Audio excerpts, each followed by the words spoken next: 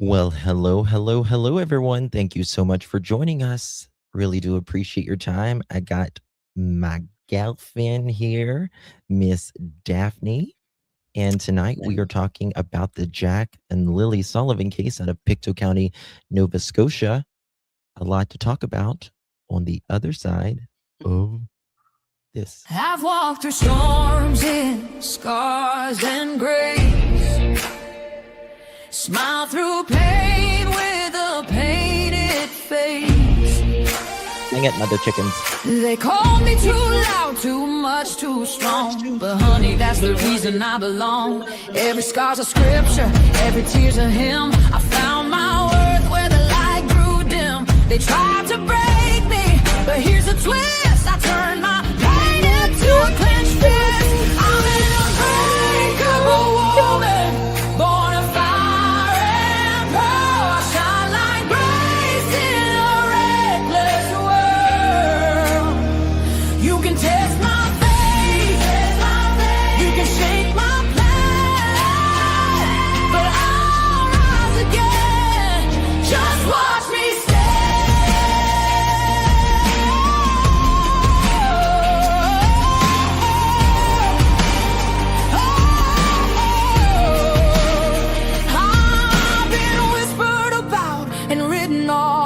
judged by the gloss, not the cause. But God don't build weak hearts from gold. He made me fierce and he made me bold. I bend, I pray, I roar, I rise with mascara, tears and battle cries. Don't need your crown, I forge my own. From ashes, honey, I build my throne. I'm an unbreakable soul, dressed in truth and pearls. The fire don't scare me, it lights my world. You can doubt my voice, but you'll hear my name. I'm holy and hood, and I'm done with shame. For everyone called too much, too loud, too real. You're not to anything. You're exactly what power looks like. I'm an unbreakable soul, through the fight and flame. My scars are stories, my strength, my faith. Faith in my heart, fire in my cold, forever divine.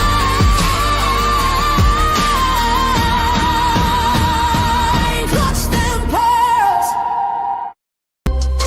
Any clutch, better tighten the pearls. Drop the cold facts, got the truth for the world. No smoke, no fluff, just the real that we trust. Hold on to your seat, cause I'm coming in clutch.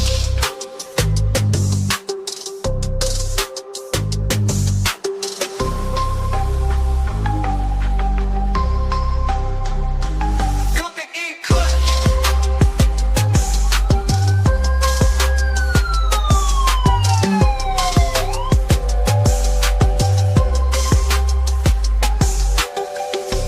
Coming in clutch, better tighten the pearls. Dropping cold facts, got the truth for the world. No smoke, no fluff, just the real that we trust. Hold on to your seat, cause I'm coming in clutch. Coming in clutch.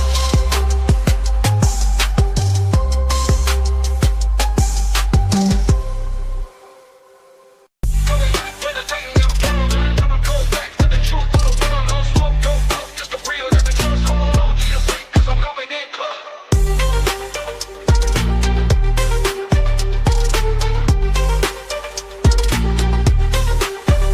Coming in clutch, better tighten them pearls, dropping cold facts, got the truth for the world, no smoke, no fluff, just the real that we trust. Hold on to your seat, cause I'm coming in clutch.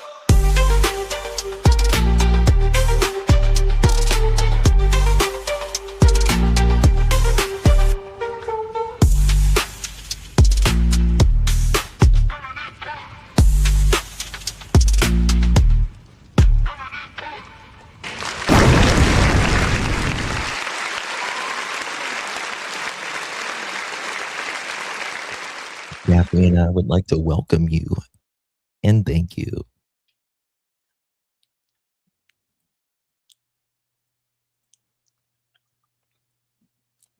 Well, hello, everyone. Good to see you all. Thank you all so much for joining us. Hey, Dav. Hey, Justin and Chat. How is everybody doing on this fine Friday evening? We are fantastico. How are you doing, girl? Doing very good. Thank you. Thank you for Good. having me on. Good to see you. Thank you for joining me.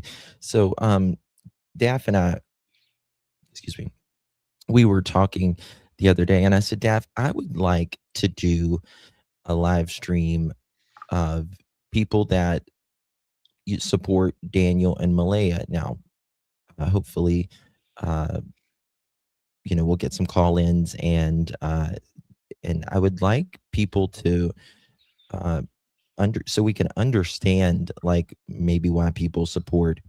I was going to say support down. Why they support Daniel or Malaya. Are we missing something? And she's like, that's a good idea. I would like to join that. So I really do appreciate Daph streaming with me on this one and all of that. Good to see everyone in chat. Thank you, Old Garden Gal, for renewing your membership. I love, appreciate you. Good to see you all. Yeah. So, hey, Sam, Miss Linda. I think we can see both people in chat, can't we?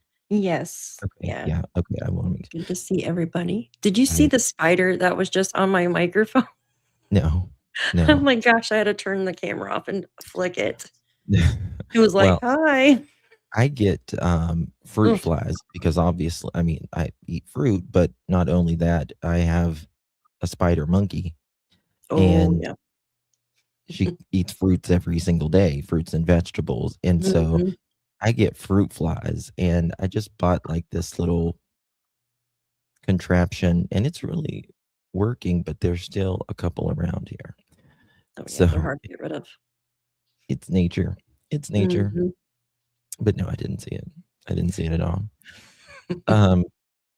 Justin, it's in Arizona too. Fruit flies? Yeah, they're everywhere. They're not even native to the United States. Oh. From what I understand. But, it's summer. The spider came in and said it doesn't like Daniel. Yeah, it was literally sitting right here. That's why I turned my camera off and microphone so I could flick it. Couldn't see it. It was disgusting. Couldn't see it. Hey, Miss Joyce, Sherry, Miss Roxy, Crazy, good to see you. Sandwich, Linda, Deb, Brandy, always an indie, Anna to the banana. Who else do we got in here? Wildflower, Wendy, Deb, Pam, Anastasia. I had a live scheduled for yesterday, guys, but I just did not feel good yesterday at all. And I was really trying, but I think I've got a little bug I'm trying to overcome. But we're better now. We're better now. Yeah, it's like a little stomach bug or something. I don't know. Yeah. So we are taking calls if anybody wants to call in. You have questions on Jack and Lilly case, or if you are supportive to Daniel or Malaya, it's not going to be hostile at all whatsoever. So don't expect that. But I really would like to know, like, you can write in chat obviously as well. Anything, let people have their opinions. Mods, you take a day off, Justin. Oh, thank you. I appreciate you, my dear. Yeah, that's right. Amen. It really is.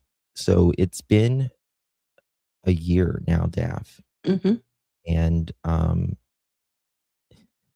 sometimes it feels like it's been a lot longer than that, and then sometimes it feels like it's yesterday. You know what I mean? Yeah. And hey, PG, good to see you. Lily, good to see you. Oh, prayers, Anastasia. Mm. Oh yeah, Julie. Yeah, she comes on here sometimes. I have we're getting a caller. Ooh.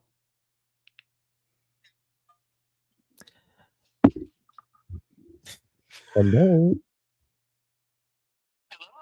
Hello, dear. How are you?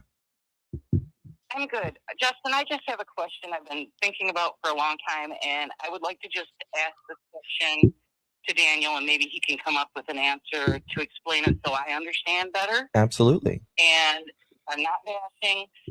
When he says he was locking the door from the outside for the bear, I have a hard time understanding why would you lock it from the outside when a bear can easily slap, pull, claw away anything on the outside.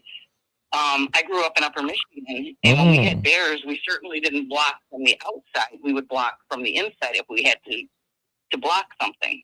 That's a good my point. question is, why would, if he's keeping a bear out, could he explain how he locked it, how it was in place where a bear couldn't knock it away? I'm just really curious about that whole situation. Yeah, so you're saying whenever he said that they locked the front door With the wrench, I believe. yeah, in the documents it says one says a wrench, and then it says, I believe, or a bolt or something like that. Mm-hmm. So you're saying why would he lock it from the outside? A bear could easily knock that over and unlock the door. Yeah. And so to me, when he said he was keeping a bear out, but he locked it from the outside, that has never made sense to me. And my question is, help me make sense of this, is all I'm asking. Why? And maybe there was a particular way. I don't understand. I've thought of different scenarios, and I can't quite figure out how locking it from the outside would be safer than locking it from the inside. Yeah, that's a good point. Do you have anything to add to that, Daff? I want to say it was locked from the inside. That's really all I have. I mean, I'm not calling up to cause any No, grief to them. that's what we're here for. That's what we're here for. I mean, I'm going to look at the documents. It has bothered me for a very long time, and I just can't understand why you would lock from the outside if you're trying to keep the bear out. I'm pretty sure it was locked from the inside. That's all I have. Okay. But I don't know if she could hear me. Maybe taking my call, and hopefully maybe Daniel can explain to us why it was more advantageous or why locking it from the outside worked better. Because having lived around bear as a kid, that's not at all how we would have done it. So I just was curious, the thought process. Right. Absolutely. Let me see if I can find something in that documents, and we'll pull it up and look at that for sure. Okay. Thank you so much. Thank you, my love. Have a great day, Justin. Thank you. Bye-bye. Bye-bye. Okay, that's interesting. And this is the thing. Daniel has said so much in text messages. He might have said it from the outside. Who knows? You know what I mean? Mm-hmm. It's really hard to. I'm pulling it up right now. So, okay. So he did lock it from the inside. But I think where it's getting confused is that he did, I believe there was stuff on the actual porch that was blocking. I'm looking it up right now. Like I have the, they said bolt. I remember that. They did say bolt or something. Okay, here it is. Daniel confirmed the kids could not go out the front door because he had jammed a wrench or a bolt in there to make sure the door didn't open. He said he does that most nights because there is a bear that used to hang around outside. I don't see anywhere where it says it was inside or outside. I just remember him talking about it. Said, yeah, I don't see where it says inside or outside. But That morning, he had to rip the door open to get out, and the metal piece fell on the floor. So he knew there was no way they could have gone out that way. Mm-hmm. So that's what it says right there for that part. But I remember him talking about it on DT's channel, and he did say inside, but I remember that there was like on that front porch right there, it's like stacked up with stuff. You know what I mean? Like there's a lot of, I'm just gonna say stuff on the front door part Well, was. Daniel also said that he ran around after he came from the hill, he ran down, and then he said he went to the front door, And which it was never locked. made sense to me why he said that. Like, why would you go to the front door Instead of going through the sliding. Right. Like, Because he would have to go around the long way because up in the Yes. kids' cabins is literally by his mom's. mhm. If there's a bear hanging around, they should have made sure the slider was locked. Well, exactly. The slider would be more of an access point for that door than for the bear rather than the door, I the agree. regular door. Mhm. Justin Inchar's interview, he said it was now outside. What? He did? Interesting. Yeah. I didn't hear that. Okay. Okay, let me see if I can find Yeah. let me see if I can find where he said that on Shars from the other day. Can you go into the transcript? Yeah, that's what I was going to do. Hello, everyone. Good to see you all. I know everybody's just like coming in. If you want to call in, Someone text a question. They said they didn't want to call in. Let me see. No, that's fine. Give me 2 seconds. But yeah, we're taking calls if anybody wants to call. If you have a question, comment, concern. Okay. You want to pin the number up top, or is it not there? Oh, I'm sorry. Hi, Women's Warrior. Let me see. I'll let it scroll on the bottom. Thank you. There we go. Oh, perfect. That's perfect. There we go. Nobody lives in the cabins, Patty. The kids had built like a little fort, and they called it cabins. Okay, he mentions door 10 times. And so when Lily, Lily, I never seen Jack that morning. Okay, let me see right here. Me talking about it, but I didn't know there would be a marked absent that day. And so when I thought Lily,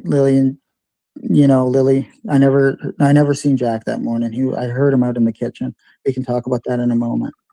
But Lily came in multiple times, and she would just, come in and open the door, and that woke me up 2 times. Okay, that wasn't it.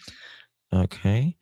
Next time is this. Just put it in the summary. Just type it in, whatever word you want, and it'll pull it up in the summary instead of going through the transcript, if that makes sense. Okay. Like close that up. Or go down in her description. Should say summary. Yeah, let me see. In the description. Is it ask question right there? Yes, there you go. Okay. And then ask question. What do I ask? What were you? The door.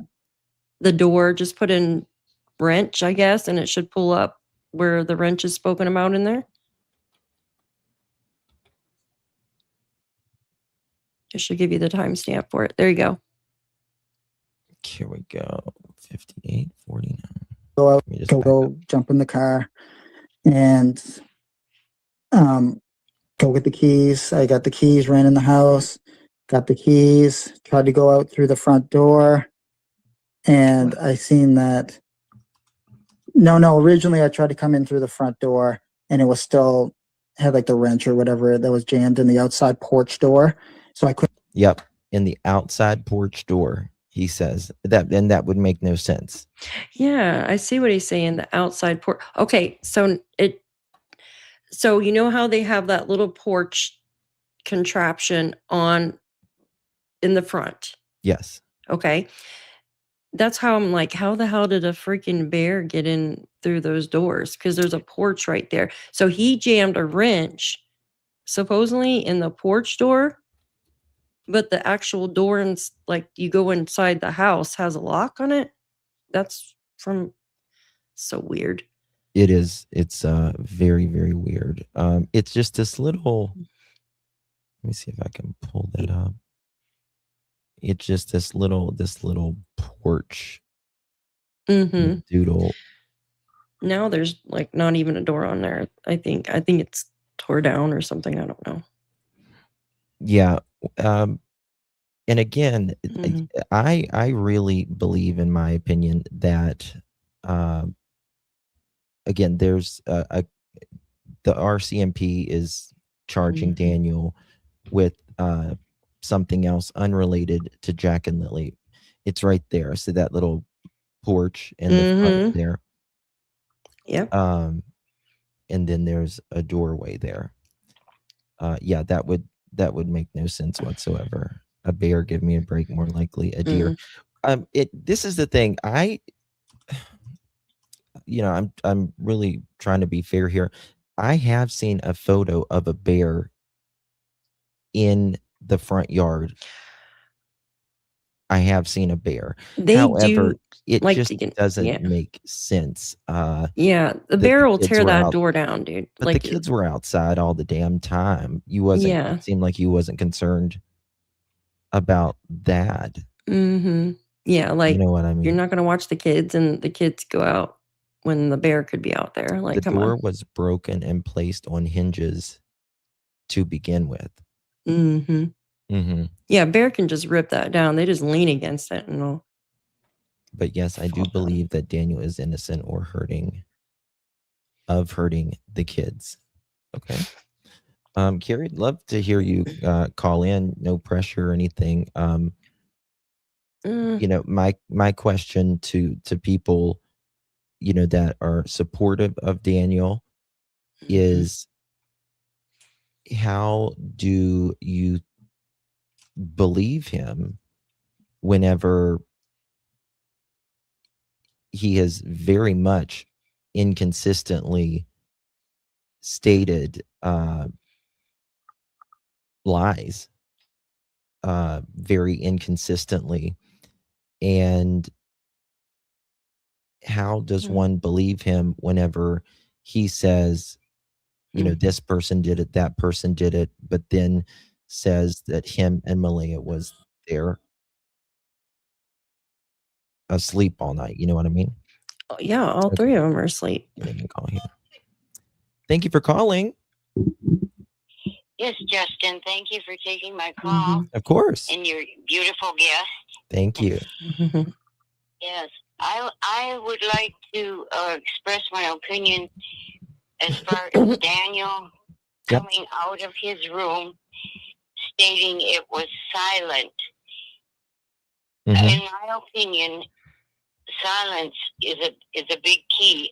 I think something happened to the children when he said he came out of his room and there was complete silence. Do you remember that? Yeah, he said that how was it, Daff? He didn't hear the kids. He didn't hear the kids. And say that. Okay. Good. So she's asking when he got up. What time that was, by any chance? When he got up and he said he went into the kitchen and there was like nothing. Down yet, well, the other day he stated on Charmaine's that it was 9:58 when he was outside. So it had to be. So it was a little before that. Right. Correct. Okay, so like 8:30. Well, that's just my thoughts. That silence is one of the keys to the terrible situation. Yeah, I don't believe anything happened that morning, to be honest with you. Like any of the story. I don't believe Jack or Lily went missing that morning. I don't believe Jack and Lily was up playing that morning. I don't believe they went outside that morning. I think, in my opinion, whatever happened to them happened before midnight, most probably, or maybe a little bit after midnight. But I would say, like I've always said, between 8 p.m. and midnight. Because So, Mhm. in other words, everyone is lying in some people's opinions. I can see that. Yes, I can. Well, I really can. I mean, the question is, excuse me, how does Daniel remember what time he comes in? He gets home with Malaya down to the minute. How does he remember it's 9:58 in the morning? How does he remember all of the things that he did throughout the day? Thursday. It's convenient. Yes. But he didn't have his phone. Yeah. Yes, exactly. But when he goes into the home that evening, he doesn't seem to remember anything because it's a normal day, he says. And then the kids go missing, if you will, that morning, according to them. And the RCMP is asking him and Malaya about call 1 second. Hold on, why is that? Okay. Caller, you can call back. How does that happen? And like I said, according to Daniel and Malaya, the kids go missing that morning, and then you don't remember the night before, like you don't remember last night between 8 and midnight, but you remember before that. You remember starting at midnight when you say you go check on the kids. 2 kids, not just one. Right. 2. Right. 2 kids. That's also suspicious to me. It's very suspicious. It's very suspicious. So, yeah. How do you not remember between? And again, I agree with it came out of Daniel's own mouth, how he said the RCMP cadaver dog said, we think you did something to the kids Thursday night. That comes from Daniel's own lips. Mm-hmm. Well, we just have to bear with it and hope for the best. Mm-hmm. Yeah. I think they're making big progress. I do. Keep the faith. Thank you. Thank you, my dear. Thank you very much. All right. Thank you. Bye-bye. Bye. Okay. Caller who called during that, you can call back if you want. Why is nobody talking about the brother that was laid back on the four-wheeler like he didn't care or more concerned? Daph? Got an opinion on that? I agree. There hasn't been much said about his brother. Mm-hmm. But I mean, was he there? Was he not there? We've heard conflicting stories about him. Mm-hmm. And why hasn't he come out and said anything? And that's true. And the thing about it is, you can't really just blast just Justin, because look at Malaya's mother. Mm-hmm. No, I agree. She doesn't speak like that. Where's the family? Where's the family here? Someone did text. Oh, by the way, the first caller said, please thank Daphne for also help getting answers about the door. Oh, you're welcome. Text me. Someone says, Justin, I don't want to call in, but I have a question I've been thinking about over and over.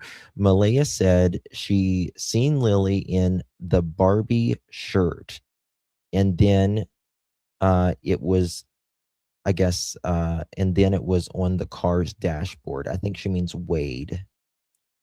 Oh, yeah. Wade said that there was a jacket or something laying on the car at one point. That was in the video with 10, right? Yeah. Daniel kind of explains. Listen to this right here. Get coat on. Just a solid navy blue spring windbreaker. And that's for 100% accurate. And does And the he description own was a never tan changed jacket? on it. A tan jacket like that? No. And what about the Barbie sequin sweatshirt? Does that look familiar to you? Mhm. It does kind of look familiar, but I don't know if that's what Lily left her 100% on. I mean, I have my suspicions that's probably what it, what she left in, because Can I say something? Please. If you actually, okay, first we heard Lily came in the room once or twice, then somehow that turned into multiple times. If you actually witnessed her that morning, They went to how Jack do and you, Lilly. how do you not remember what she had on? And then also, you guys, the thing, like, if they hadn't changed their clothes within the last couple days, how do you not remember that, but you remember everything else? Like, I don't get that, except for those two, what you were just talking about too. Mm, yeah. Oh my I would like to goodness. know what the recording between Durwood and Patty that Malia Mhm. turned into the RCMP. Mm. Yeah, I would like to hear that too. Hey, Sarah.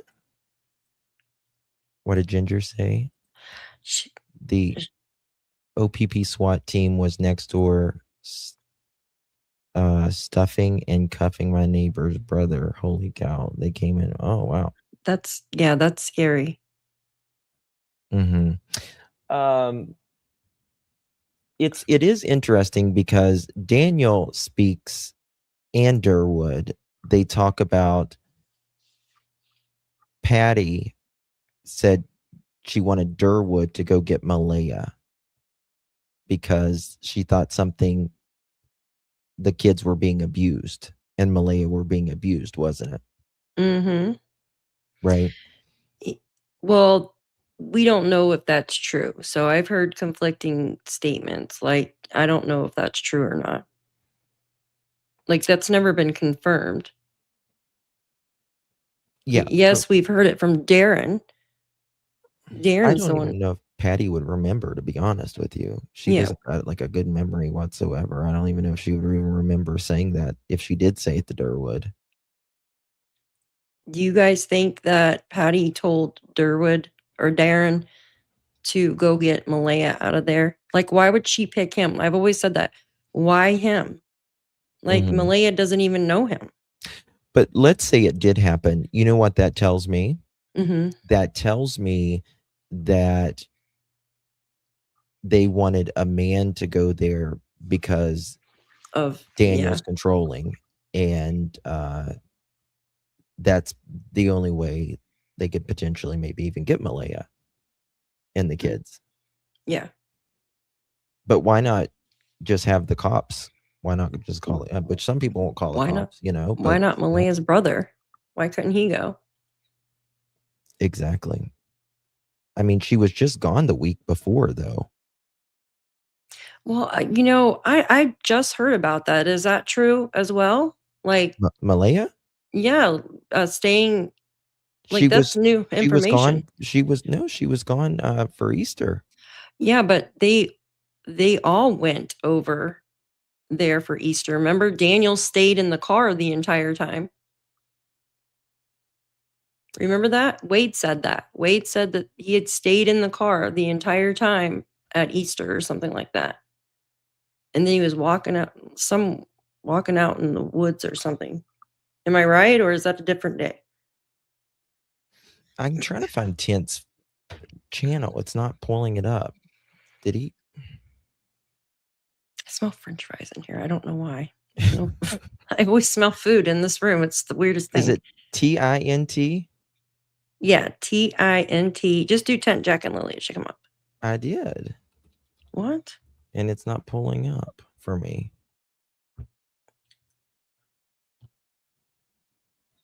Did he get rid of his channel?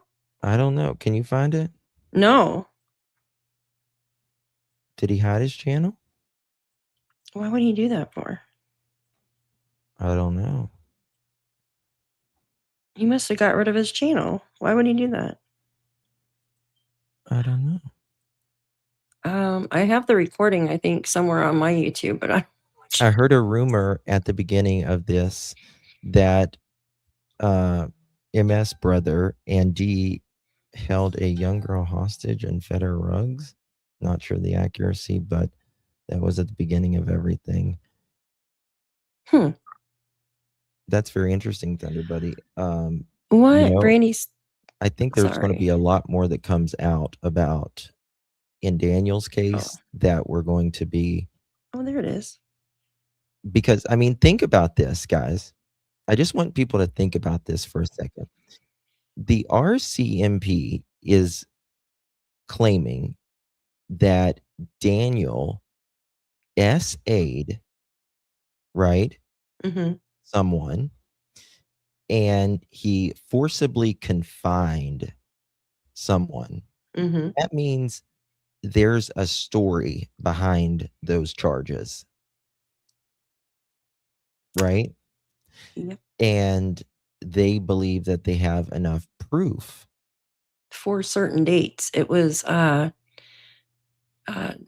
what was the dates on there? Was it September to December of 2024? Yes. And that is very creepy, if so. Yeah. That is very creepy. And there's been mention that there's more or something. Yeah. Looking for that video. He took the video down. That's what it is. I can't find his channel. No, I just found his channel, but he took the video down, probably out of respect for. Oh, they made like a. Yeah. Was, I think Tint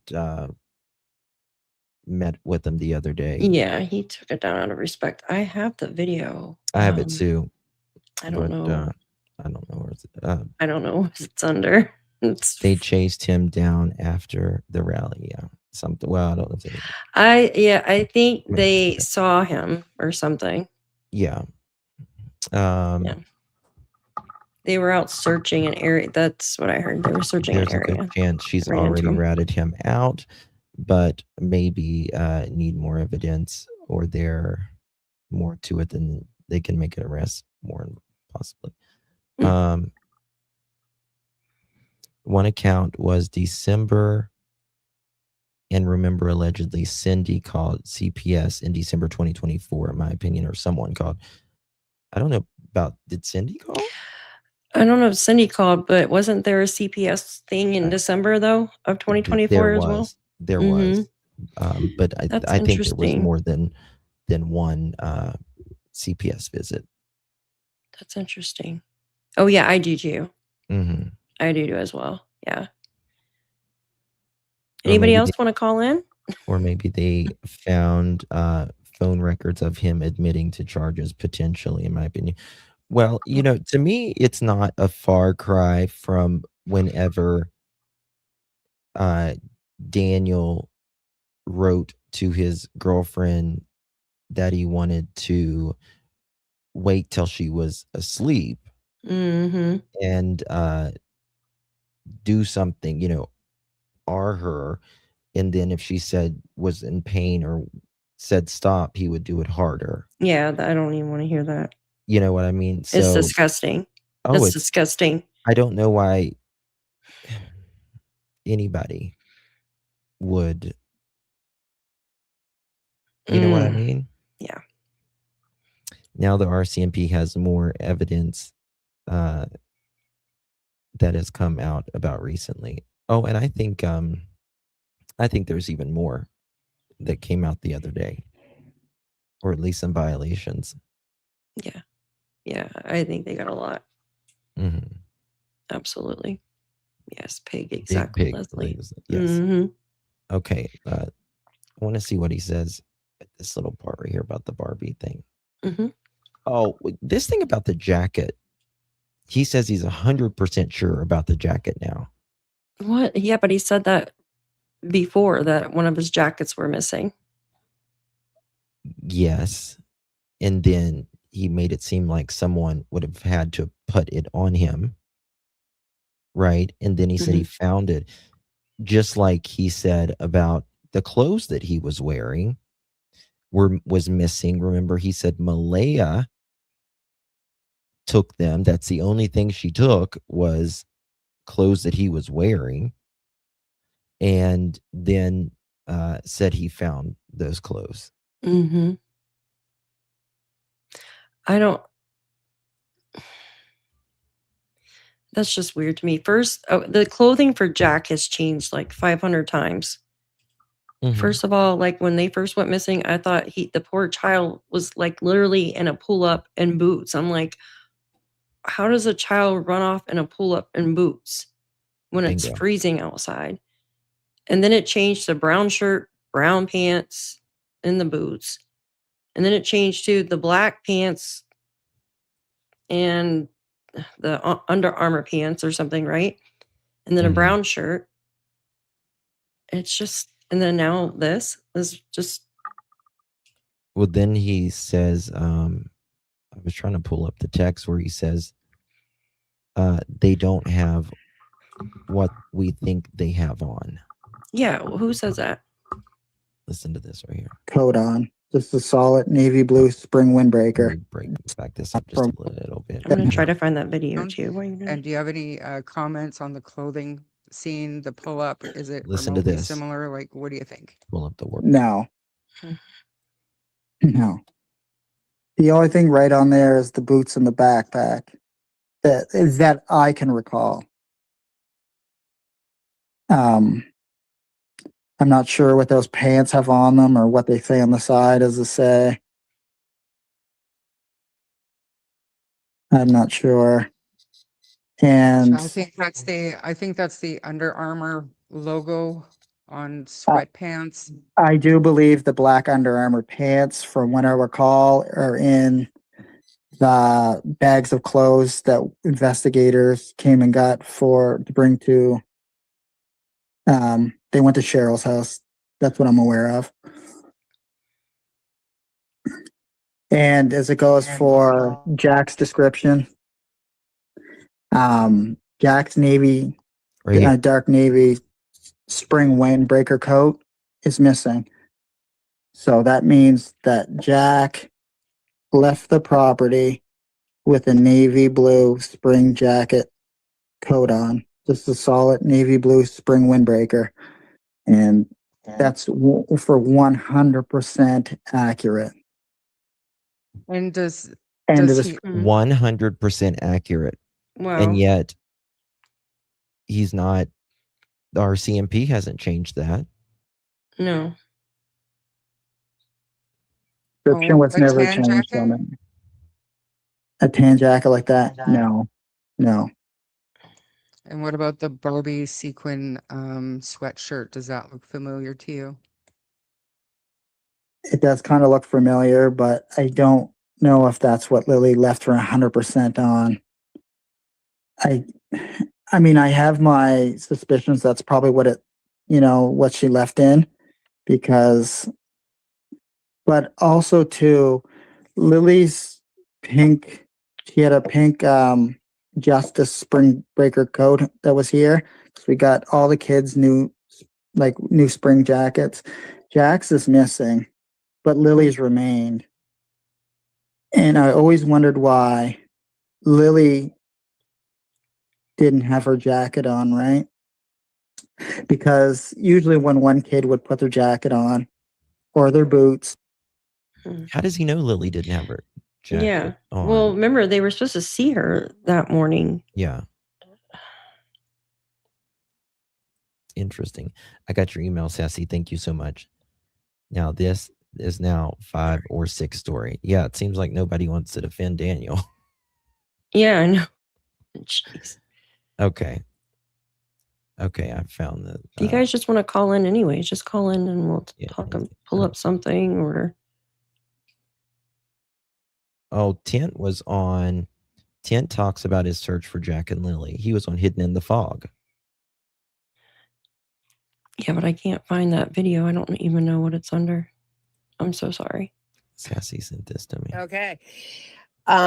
Boy, that's an open question. That's really wonderful. So I'm just Okay, I just want to say this for the people in chat that don't know who Jim Walker is, also known as Hinch.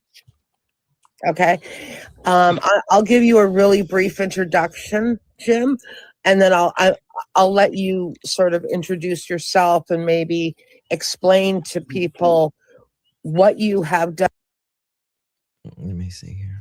Was when it really gave us fantastic, vantage of being able to see the area as her partner. I mean, he really look at this. Leia, of course, is the mother to Lily and Jack Sullivan. Mm. Somehow, and maybe Jim can explain this, but somehow Jim discovered that they were selling a horse trailer. He went. Thank you so much, Pink Tier, for 18 months. What a legend, girlfriend. Thank you so much. If they were put to bed in what they were wearing, how do they not know? Bingo. Exactly. They wore their clothes for 2 days. At least. Mm-hmm. At least 2 days. Mm-hmm. I'm sorry, I can't find that video, you guys. I don't even know what I put it under. It's okay. It's good. I got like a million videos. He's crowdsourcing his ongoing story by doing these Q&A lives. He can control the narrative and know what people are saying. That's it. That's it. Thank you so much, Angel Wings. There's no other reason. There's no other reasons. And every live he does, it's to clarify, right? His clarifications of clarifying. Because people call you out on your BS. Mm-hmm. That's why. What don't you believe, Corbin? What did I say? I don't even remember what I just said. Which is, I don't know what Corbin means. Which is probably why they didn't go to school that day. Well, I mean, Daniel. About the clothes, yeah. Daniel says that he didn't know they were not going to school that day. They seemed fine. Well, I think they were fine Thursday as well. I think there was probably some bruises. That was the reason they didn't go to school. And why now, too? Like, why? Well, not now, but why that day? What happened in that week? That's what we need to break down. What happened in that week? We know she got her car legal on the road. Bingo. We know Lily got a black eye on Wednesday. Yep. We know a bunch of laundry that was done on Wednesday that stayed in bags, never got taken out and put up. So that's 3 different things. We know, what was the other thing? We've heard that there was a fight prior. I think she was trying to leave. I do too. Yep. And that just sparked something up. It went downhill from there. It certainly went downhill from there. I agree. There was, I think, once she got her car legal, and I don't think Daniel could handle him only working 1 day a week and her having a car legal, and she could go where she wanted, do what she wanted. I think rather he is so jealous that he could not stand that. Exactly, Joyce. Yep, exactly, Justin. Exactly. I feel like he thought, well, you're going to try to take my kid, and I'm going to take yours type thing. But in my opinion only, obviously. Yes, Joyous. In my opinion, MBM was going to leave and DM got very angry, and thus things went out of control. 100%. 100%. Yes, Miss Shannon, we've been asking about you, my dear.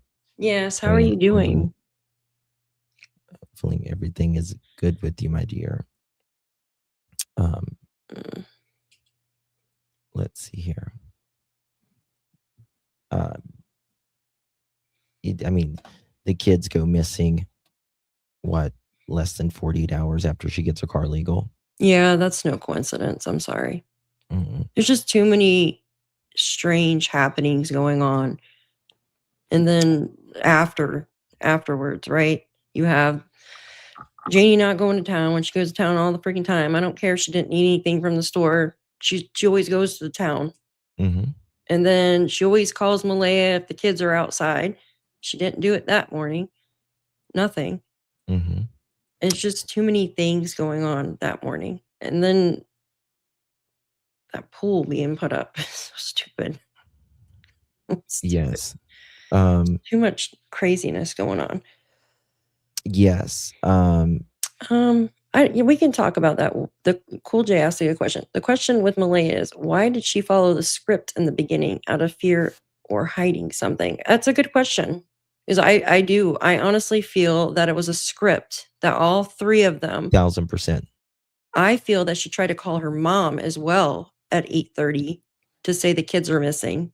Yes. But someone stopped her and said, no, just hold on. Wait a minute. That was what he said with the 911 call, remember? Mm-hmm. And people's like that, people say, well, Malaya might have been scared or whatever. Yes. But she was gone after, 24 hours? Mm-hmm. Why not speak up? Well, there can only be a few reasons for that, right? One, both involved. Yeah. Well, there you go. One, she knows something. Two, she doesn't know really what happened, and she has a feeling. And then this is my thing with that. If you don't know what happened, right? Mm-hmm. Why are you not begging for your kids? I agree. Why are you not agree. being proactive for your kids? Yeah. Why are you saying you and Daniel was in the same bed? Why are you sticking up for him? Had the same story, if you will. They were both in bed. Mm-hmm. She gets up at 6:17 or whatever, Mm-hmm. and says that says the kids are not going to school that day.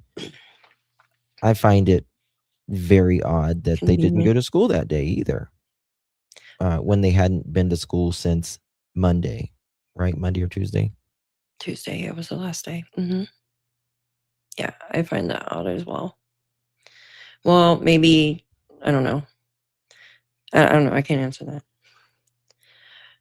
There's, like I said, there's only a few things that could have went on. Mm-hmm.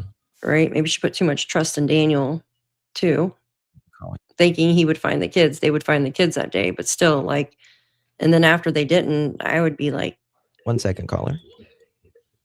Good. Oh, go ahead, caller.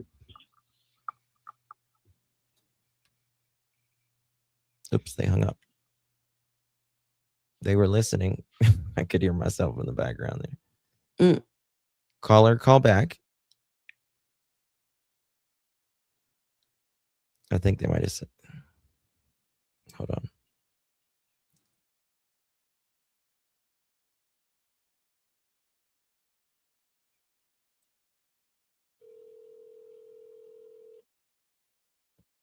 mm-hmm.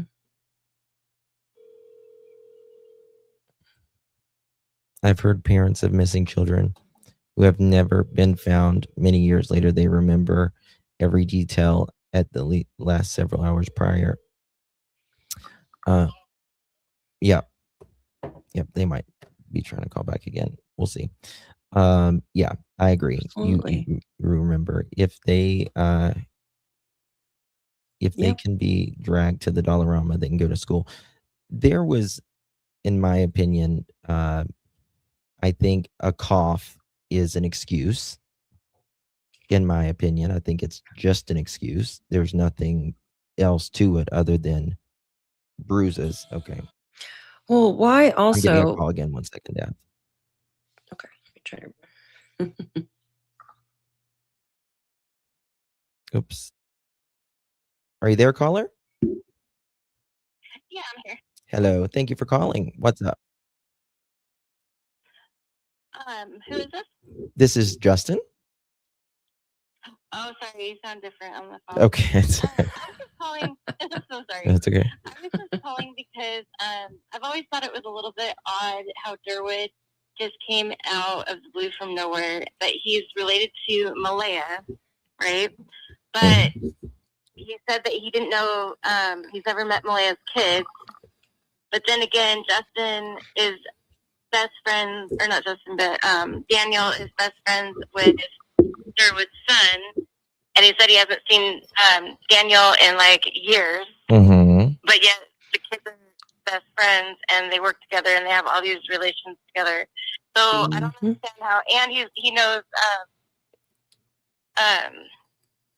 Daniel's mom really, really well too. So like, how does he say that he's never seen him in years? I don't get how that works. Right. So I think he's definitely hiding something. I think He knows what's going on. I think there is something weird there as well.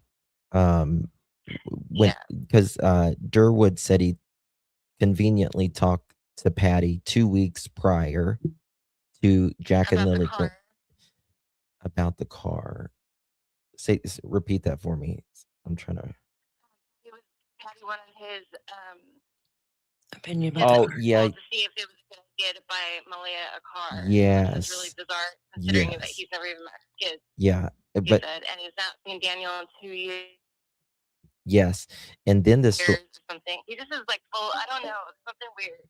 Yes, and then the story was he wanted Patty wanted him to go over and get Malaya and the kids to leave Daniel because he was abusive to the kids. Hello? Can you hear me? Exactly. Caller? Oh, now I can. Yeah. Okay. I'm so sorry. That's okay. But I was saying that Patty or Durwood said that he wanted Patty wanted him to go over and pick up the kids and Malaya about 2 weeks prior because the Daniel was supposedly abusive to the kids. Yeah, so he's got all of his inside connections with them all individually, but then again, he's never met the kids. He didn't even realize it was Malaya's kids in the beginning, plus he doesn't know them. And he's a liar. Yeah. Yeah, and the question is why is he lying about this, right? Like again, my question has always been why does people lie on a 4 and a 6-year-old? Right, exactly. I feel like what they're doing is trying to cover up their own kids, what they did. But honestly, if I've got kids, and I wouldn't cover it up for them. Not that. No, yeah, I mean, like I get it. It would be it would be hard to turn your kid in, but if you know something, you have to say it. Because if my kid did something like that, I think it would be harder to not say something and still continue on with a relationship with them, knowing what they did, and this is not okay. I agree. I feel like Durwood is covering up for his kid, right? Yeah, because he just like totally intervened himself into the situation for some reason, and that's the only thing I can think of. That. I mean, what else would it be?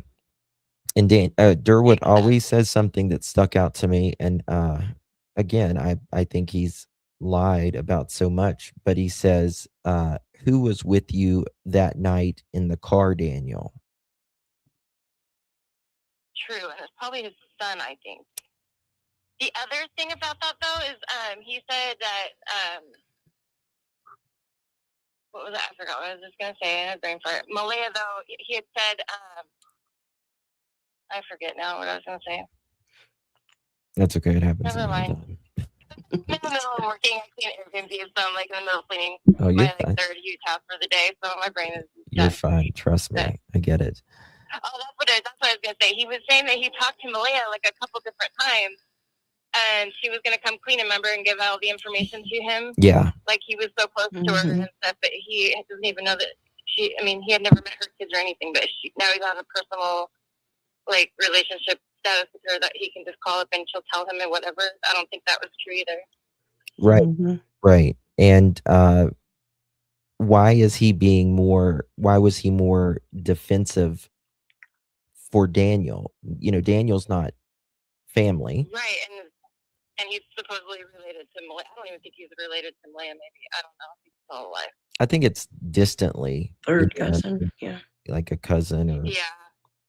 You know. Except maybe not with Patty, supposedly. Yeah.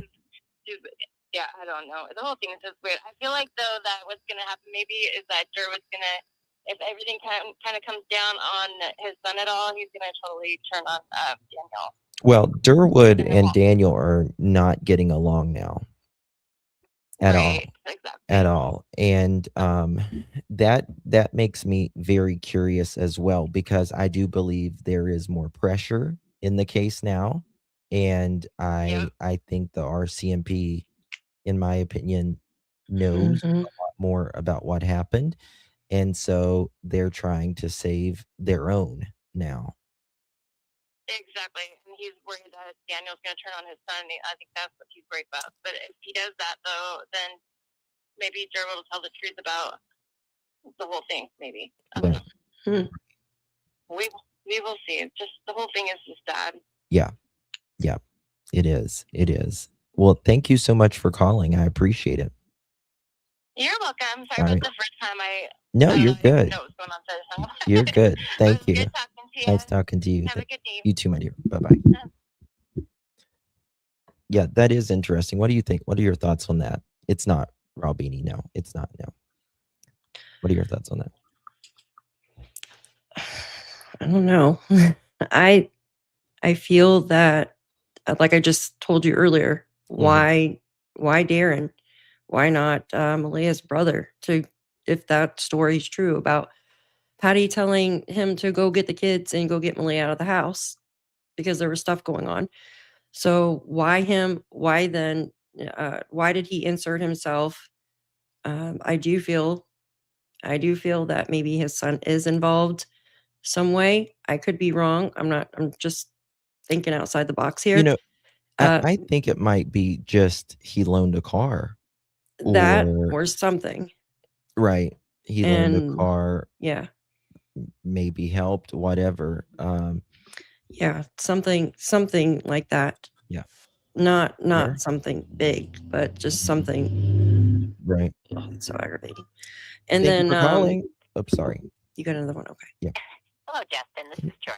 Hey, Joyce. How are you, darling? Doing fine, thank you. It's so good to hear your voice. Joyce. Little cutesy. That I really have never seen, in my opinion, so many dysfunctional families. Right. It really drives me nuts. I look at Derwood trying to protect Jordan, Mm-hmm. Janie trying to protect Daniel, Mm-hmm. Cindy protecting Malaya, Mm-hmm. and Patty protecting Patty. They're all enabling their kids.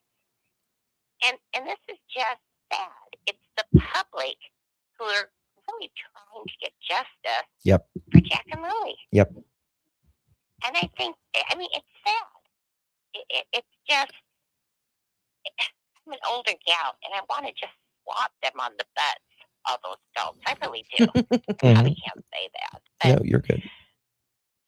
But that's what I wanted to say. It's just really, And it's pathetic. that has always been my frustration, right? Because it seems like everyone's trying to protect these adults when where's been the protection for Jack and Lilly? Mm-hmm.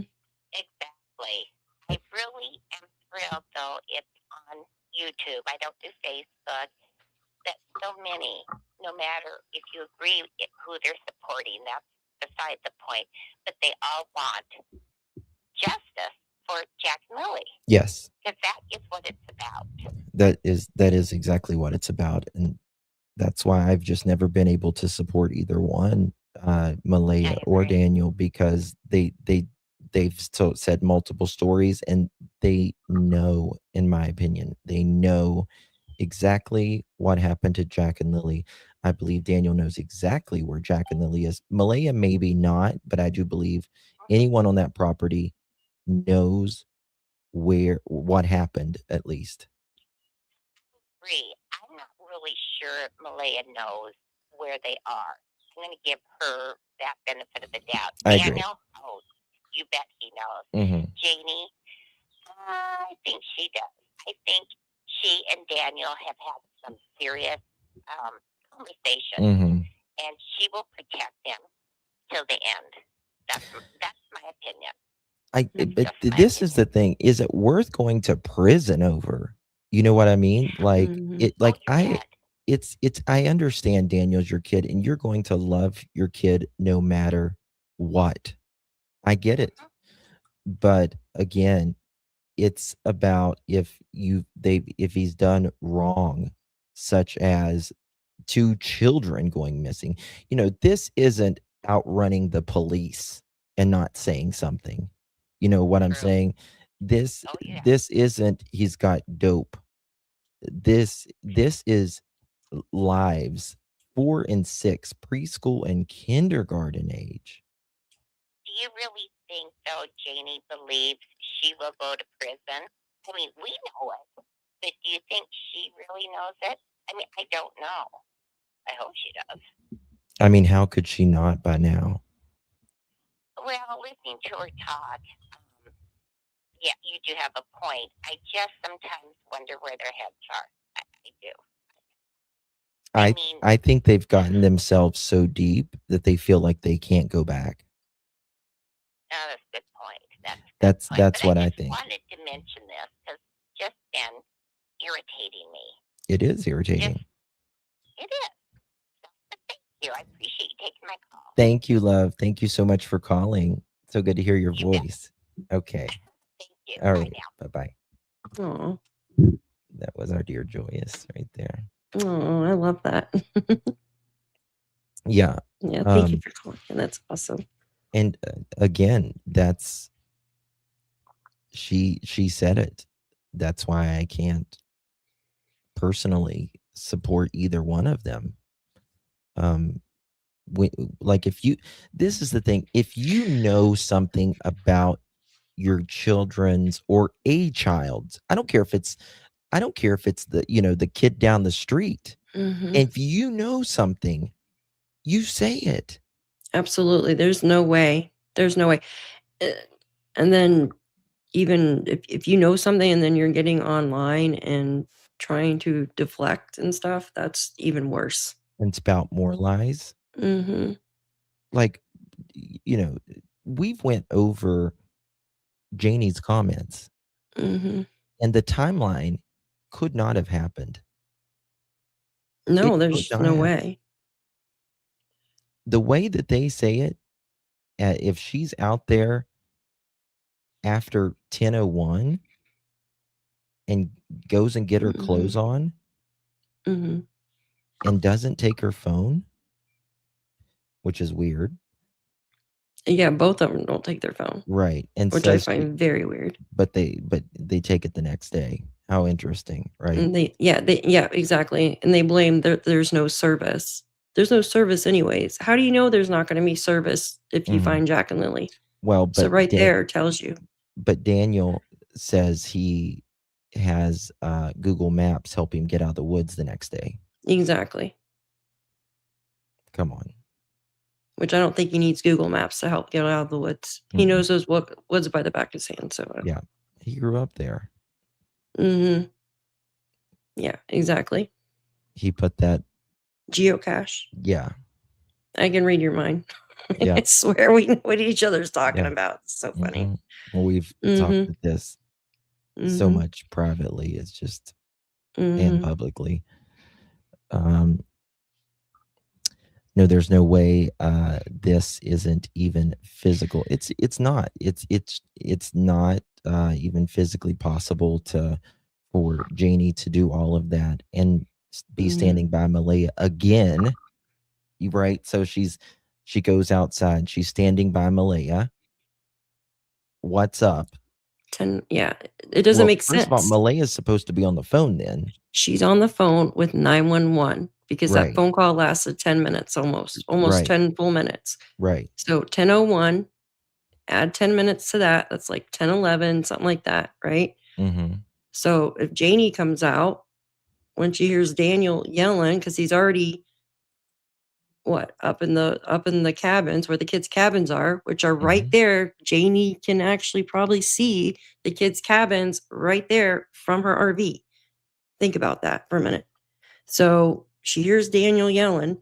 So she comes out. That's what, like around 10, because Malaya told her 20 minutes. So it had to been like 10:01 when she first gets on the phone. Mm-hmm. Has to be. Has to be. So, Well, yeah. Daniel says it's 9:56 or 9:57. What? Daniel says it's 9:57 when he's out searching. He does? I thought he said it was like 10:06 or something when he's on Lansdowne Road. Well, yeah, sorry, you're right. He says 9:57 when they're in the house Okay. and looking for Jack and Lilly. And then they go outside, and then he's like, it's 10:06 by the time they get down to Lansdowne. They've been freaking making this whole timeline up, in my opinion, based off complete us. bullshit. Because we've been trying to figure it out. They've been copying us and putting it together, in my opinion. Absolutely. Absolutely. And that's, that's the thing that, when we call them out on their BS, they have to clarify. But here's the thing that Daniel still doesn't get. Him clarifying something when he adds more onto it, again, it just makes his other statements look that much more not credible. Exactly. Like I said, he's digging the opposite way when he's clarifying. He's digging the opposite way. Like, I don't understand that whole morning route now. Like, there's so many stories to it. And I always bring this up, I know, because it drives me insane. How, when I'm talking about after he's in the vehicle, after he already has Malaya's white Nissan Pathfinder, VIN number, blah, blah, blah, blah, blah, blah. Anyway, so he gets in, and then first we were told, he comes back. He goes over the railroad tracks, which you do when you come back up Garlock Road, and he parks the car facing Lansdowne Lake by that marsh, excuse me.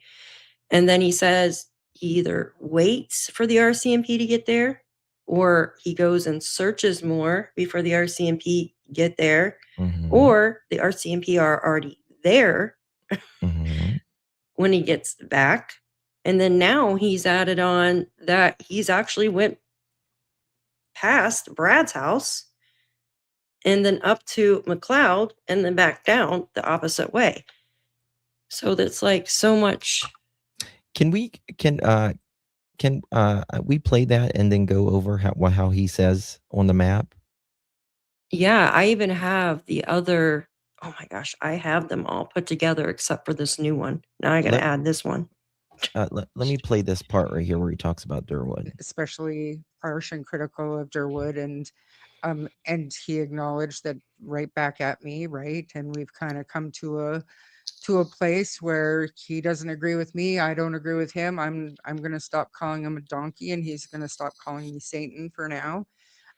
But at the same time, this is why Jordan is not involved, but that's why his name is even in our vocabulary now, because he was friends with Daniel and because of the things that his dad has said in this case. And I don't think it's fair that he's been dragged into this. His charges aside, like, we don't know all the details of Jordan's charges, but I do think it's important that people get. He absolutely did.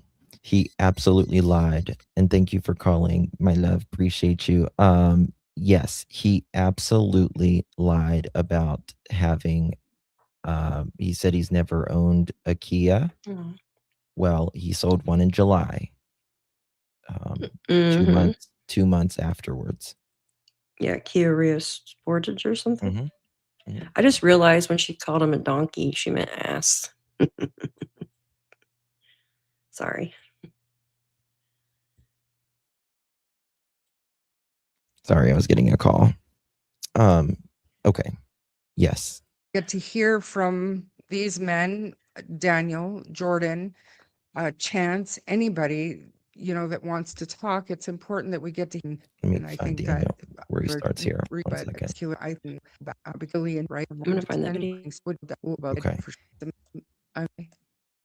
I see a lot of them answering at the end if he wants to answer. I think I went out and searched during this. Here we I will touch on my uncles. My uncles have been nothing but supportive during this. And all my uncles, they went out and searched. They searched for Lily and Jack. They walked through the woods. They drove their vehicles around every dirt road, helping an attempt to find Lily and Jack. And no one can ever take that away from them. They tried. And you know, they did everything they could. And you can't ever Right, take that and- away from them. They tried. Right. And I think that a lot of people are being unfairly criticized and accused of crazy things because people are Jessica. Daphne, do you see this message? Remember when Jordan said to Mike, maybe my father switched trucks with me because he's a good man. What truck? I have never. Okay. I didn't well, hear that. I'm sorry. Well, but do you remember the message I was showing you before we went live? Yes. This is very interesting. That is interesting. I did not know he said that, though. Well, and then Darren also said that he was being blamed that he was there at one point, remember? In a black truck or something? Pretty sure I heard that. Jessica, I did not know he said that, but I was showing Daphne something before we went live. And that's very interesting now. That is interesting. We're going to have to dig into that. Mm-hmm. I'm going to have to look on his channel now. Yeah. There's some things like I just refuse to give to Daniel, if you will. So that's how long ago did he say that? Do you know? Jordan's earliest call and is very enlightening. I've never even listened to it. I really don't want. Ooh, what's that noise? Noise. I don't know what you mean. You don't hear that buzzing noise? No. That's weird. Dolores, thank you so much, Mamacita. Appreciate you. Thank you very much for your support. Hi, Justin, hi, Parental. Thank you so much for the video. Appreciate you, Miss Dolores. Whatever, Daniel, you were running, and then the drones, helicopters. So how would you know Jack and Lilly? So how would you know you ran past Jack and Lilly? Yeah. Hold on, I've got some. I just sent you the video that's got all of those combined where he tells like 4 different stories. And then if you play the one here that he talks about on Charmaine's, it's completely different. Oh, you sent 307. Good. Okay. Is that the right one? Yes. That's amazing. Thank you. Mm-hmm. Took me a minute to find it. This is our friend Daphne. Mods, make sure you drop Daphne's channel. Y'all sub up to Daphne. Thank you. She's amazeballs. To this one. Amazeballs. I mean, ever since Friday morning, when we noticed that the children were gone, immediately jumped in the vehicle, surveyed all the areas, many dirt roads, many culverts as I could, and waited for the police to get there. Okay, 1, waited for the police to get there. Oh, goodness gracious, about knocked my microphone off the damn thing. So waited for police, right? Oh, this is the other one, dang it. So which story is it? So we have the first one, he went in the car, he went out on foot and searched. The second one is he went in the car, he parked the car by the marsh, and the RCMP were there. The third one, which we just witnessed, right, was he went out with the vehicle and then he waited, which when you think waited, he waited at home for the police to get there. So which, I don't understand. Which story is it? Those are the three complete. Well, you know what else he said, Daff? That's not the right video, but it's similar. He said that he searched for hours. 4 hours. 4 hours. F-O-R, not Mhm. F-O-U-R. F-O-R. Hour. That's right. On the docs. Yeah. Yep. I forgot to add that one in. Yeah, this is off of a live. It's not the one I was looking for, but it's similar. Right, guys? Am I crazy or is that three completely different? Now listen to this one. I love you.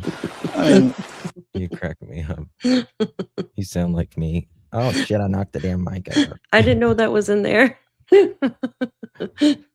Daniel, you were driving so you could have drove by. I mean, my thing is, Wendy, like, if I know kids, a 4 and a 6-year-old has been missing 20 minutes or less, I'm not jumping in the car. I'm using my legs. Yes. Yeah, because how far can they? Yeah. Yeah, it's And you'd be screaming. and listen, I don't care if Malaya had a baby on her or in her, you wouldn't be standing there.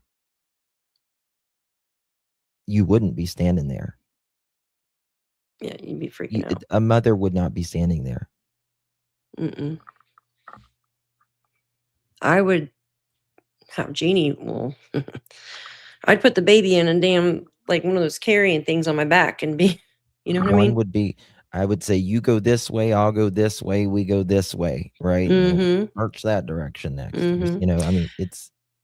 What I find quite odd is that in the beginning, you know, Malaya had said that they wonder that they were pushing that, but they told the RCMP that they don't go across the street.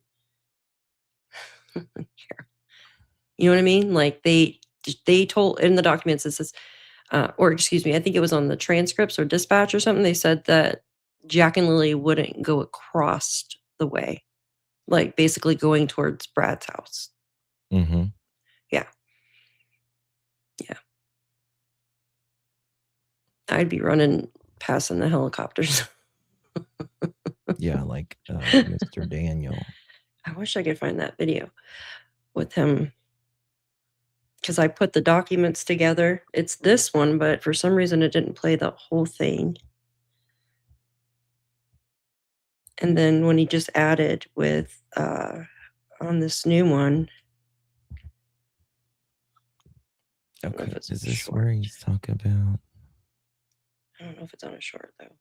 Darren, D-A-R-N. They make it so difficult to like find anything. Mm-hmm. Superwoman Daphne, yeah, exactly. It's ridiculous that they would do that. Okay, I was trying to find where he was talking about he drove. Let me find it. That's in the documents, right? Yeah, but he talks about this the other day as his new direction that he went. Okay, here we go. It's right here. And then we'll pull up the maps as well. got the keys. As I said, I'm gonna go jump in the car and go get the keys. I got the keys, ran in the house, got the keys, tried to go out through the front door, and I seen that. No, originally I tried to come in through the front door and it was still. He broke that freaking door so it wouldn't look like in my opinion, he was locking people in. Had Yeah, exactly. whatever that was jammed in the outside porch door, so I couldn't get in through the front. So then I ran all the way through the back. And he said he couldn't get in through the front door. If the thing is on the outside, why couldn't you get in? Okay, I just thought of something. Good point. If the thing was on the outside, how couldn't you get in? Number 2, remember how Malaya says Daniel opened the door and the wrench fell? Yes. How does that happen? If you're, yeah. If, number 1, he had already been to the front door, right? But he says he couldn't get in, even though it's on the outside. And Are you B, reading that? Yeah. how does, if he's on the inside and he tries to get outside and the wrench falls, but it's outside? Mm-hmm. Yeah, that doesn't make sense. Oh, absolutely. Absolutely. So many details. Daniel, keys, door, lock, no details on Thursday. 1000%. Shannon, take care of yourself, baby. Yeah, take care of yourself.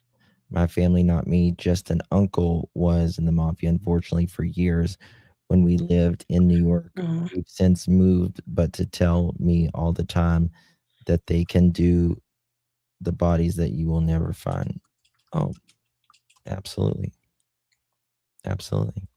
Past the fence. And it's even harder for a child to be found. Went up into the house on the end table, grabbed the keys, and then I came out through the front door, got in the car, and then I proceeded to drive all the way up to Lansdowne Road. And so I entered Lansdowne Road. Okay, let me get the transcript on this, and then I have. pull up the. Should I pull up the maps? I got the maps up already. You're better with the map than I am. So, Deborah says the doors don't swing inwards, do they? I think some depends on where you live. Like for instance, if you live in a place that gets hurricanes a lot, your doors won't swing inwards. If you live in a place that doesn't. Oh, really? I didn't know that. Yeah, I learned about that because I was like, yeah, I learned about that when I was buying doors for my house. Okay. Sorry, I can't do 2 things at once. All right, so check this out. Where am I at? All right. Oh, what am I doing? It's already north. Okay. Do you want me to show which route? Let me pull it. Play. Yeah, play what he.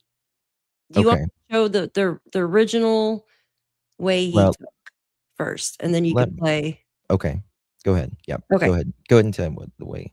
Okay, guys. So Daniel said that he left out of here, out of Garlock Road, came down, follow my little guy here, came down, turned on Lansdowne Road, the same road where the blanket and boot print was found, came all the way down by his dad's and stuff, said he turned around, came back down this road, crossed over here, crossed over the railroad tracks, came down Lansdowne Station, and then parked his vehicle here by this marsh because in one statement he said the RCMP were already running up the driveway to meet Malaya. I circled this because Janie said she went this way. Okay. Now, Justin, do you want to play what he says now? And then I can show it.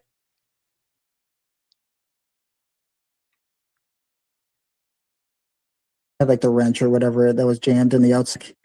Past the fence, went up into the house on the end table, grabbed the keys, and then I came out through the front door, got in the car, and then I proceeded to drive all the way up to Lansdowne Road. And so I entered Lansdowne Road at 10:05 or 10:06. Right. I already went over all this with investigators, so they know the whole timeline on my venture here. And so I entered Lansdowne Road at 10:05 or 10:06, and then I proceeded to drive up Lansdowne Road all the way out to the tracks. I drove like 10 or 15 kilometers an hour, just swaying my head back and forth.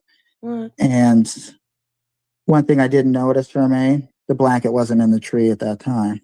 So it was planted after approximately 10:08, maybe 10:09, when I would have drove past where the blanket is at the bottom of that dirt road. You can remember all this. So at 10:09 or 10:08, the blanket wasn't in the tree. I drove all the way out to the railroad tracks. People can look at this on the map on Lansdowne Road. And then I circled around, did a U-turn, came all the way back to Gairloch Road, proceeded down Gairloch Road, went up Lansdowne Station Road, past good old Bradley Wong's, and went all the way out to the McLeod Road, came all the way back down Gairloch Road. But on the way, I stopped at every bridge and culvert and jumped out and looked inside because I thought the kids might be playing in the water because.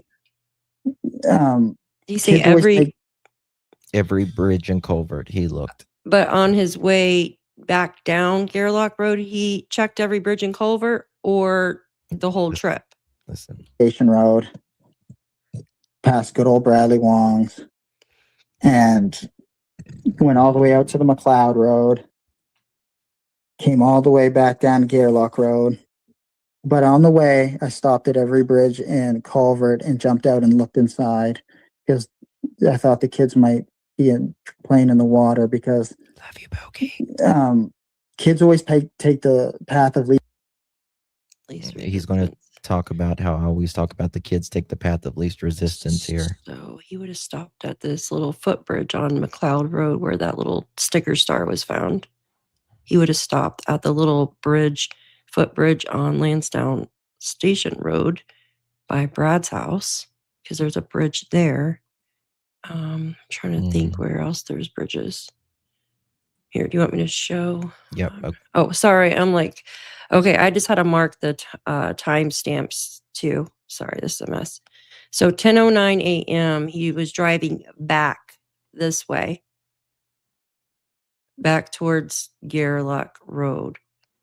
So he entered this road at 10:05 a.m., okay, from the house. When he first left the house, he entered Lansdowne Road at 10:05 a.m.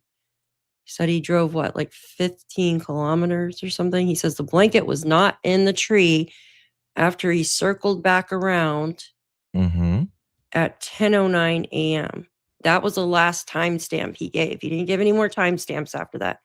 Then he said he went through here, okay, instead of going back over the railroad tracks and coming back and parking here on Gairloch Road, now he extends this. Because now he passes Brad's and this house for sale and his uncle's homes here. He passes and he said he stops at these little bridges and culverts. Here's one This is here. where those little stickers were found. Yep. I just passed one too. Sorry. And then he continues up this McLeod Road. Okay. And then he passes this area where Justin was allegedly staying. Then he says he comes back down, makes a U-turn here, comes back down. Okay. I don't think there's any more bridges. There's the lake, but I don't think there's any more bridges from my understanding other than two. And then he says he had to make a U-turn to park. If he faced north, he'd have to make a U-turn right here and park right here. So now it's a whole trip. So 10:09. Okay. Remember, where were they checking? Where that one camera? It was down. Glengarry Station, right here. It's like, yeah. Yeah. It's a mess. Is there any Well, more yeah, every culverts? driveway has. Yeah, well, I mean, yeah, I guess you can say that every driveway has a culvert.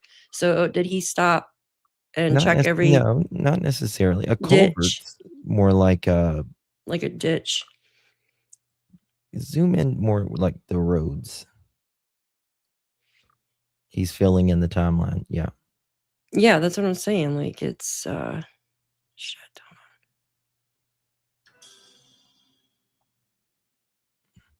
Who do you think placed on the blanket in the tree? Daniel, 1000%, in my opinion. There's no reason he's the one that lied about it. He said he faced this way. He faced north at one point. And in one of his messages, he parked along the side. Or did he park here? He said he parked right there. By Yeah. this marsh. Yeah. Well, he said he pulled right in beside the marsh, like that little driveway looking thing. Yeah. Okay. For some reason, I thought he said he pulled straight like this, but okay. So he just pulled in like that. He said he got out and the RCMP immediately had eyes on him. Yeah, there's a little bridge over here somewhere. Is there any other culverts? There's a little bridge somewhere over here. Hold on. I think it's back. Right there. Look at there. Right here? Yeah. Can you go down to the road there? Oh, yeah. Oh, come on. Just double tap the blue line. Well, now it's saying there's no street view. Come on. There we go. So he got out and checked here, allegedly. Now, my question is, where would there be waist deep water? Well, the lake, obviously. This is in May, so it's rainy at this point. Thank you, Miss Magdalena, for gifting a pearl necklace. If you received that, make sure you thank our dear Magdalena. Thank you so much, my dear. Really appreciate that. I sent a gift too, but did not come on. Thank you so much, my dear. Appreciate you very much. Thank you. Hi, Shy. Good to see you. Okay, so that's one. Can we follow that road on up? Yeah, where do you want me to go? Let's just follow his trail and see if there's any. You want me to do street view or just follow it? Follow it. Just follow it from the air. It's fine. Like zoom in just a little bit more. Where am I at? Let me. Got turned around. Okay, so this is Lansdowne Station Road.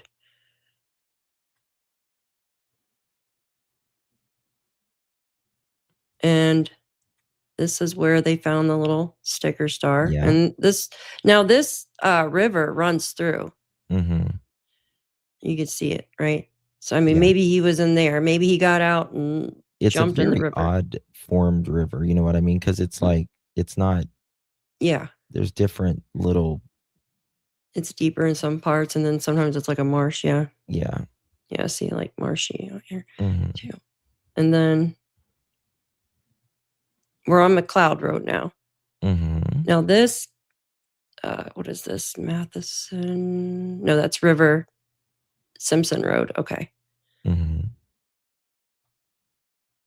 So this is still McLeod. And then he said he turned around here. And there's a camera. I was going to say, yeah. Yeah, there's actually, is it here? Oh, come on. There's a camera here. Did I go to there? Okay, so there's a surveillance sign here. Okay. And there's also, I gotta go this way. Hold on. There's a surveillance sign here. I don't think that's a camera. That looks more like a solar light or a light. People just put signs up too. Yeah, I was about to say, sometimes people put signs up. So they would have definitely collected if there is camera footage there. So here's Daniel coming back down from McLeod down the road. I mean, there's MZ Queen says that's why I think he took the pipeline trail to community hall and then got in a vehicle towing a boat. A boat? so I don't down think he towed here a boat that night. might be wet down in here. Mm-hmm.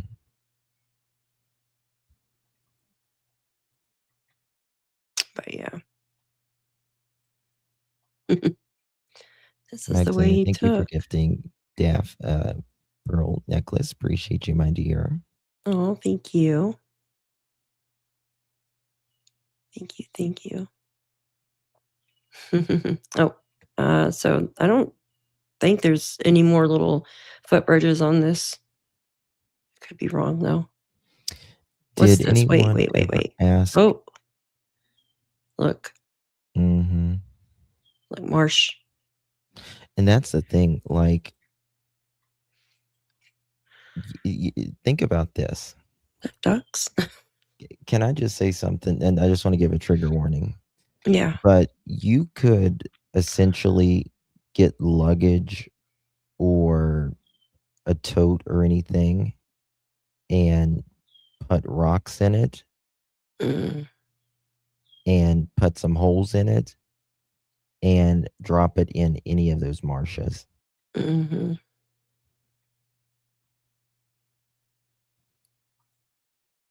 That's Larig Road. Oh, wait, I was going the opposite way. I got turned around. Okay. Okay. Remember Larig Road. Remember this stop? This was supposed to be the first trip that Brad talked about between 12:30 and 1 down this road.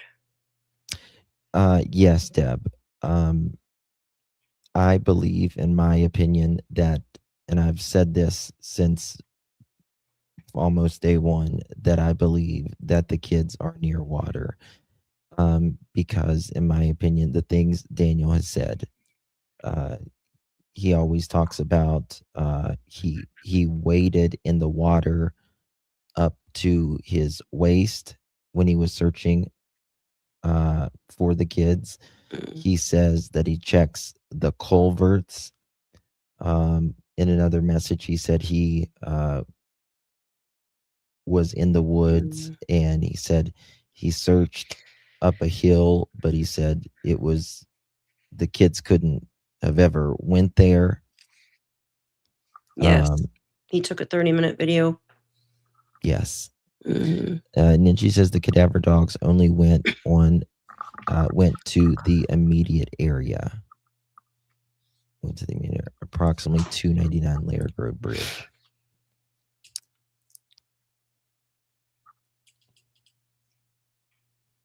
Laird, do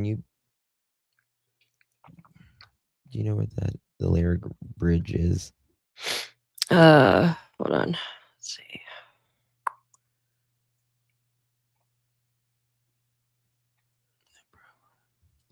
Yes, the small ones are plastic. Forgot about the ones. Larry Road Bridge. 299 Laird Road Bridge, I think.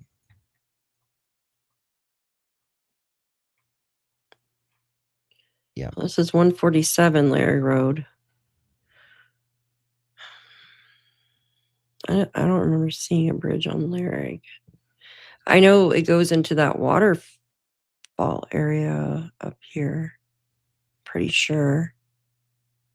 Bridge is about halfway up, she said. Keep going.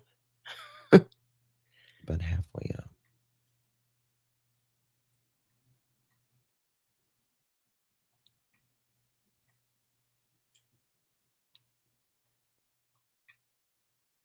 There's St. Andrew's Cemetery. Oh, I didn't see it. I don't know if it'll let me.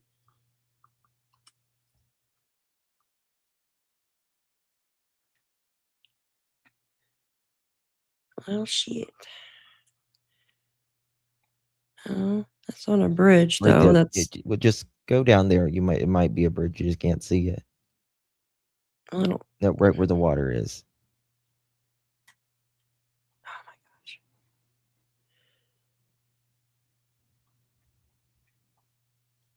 Oh, here you go. Little footbridge. Yeah. Okay.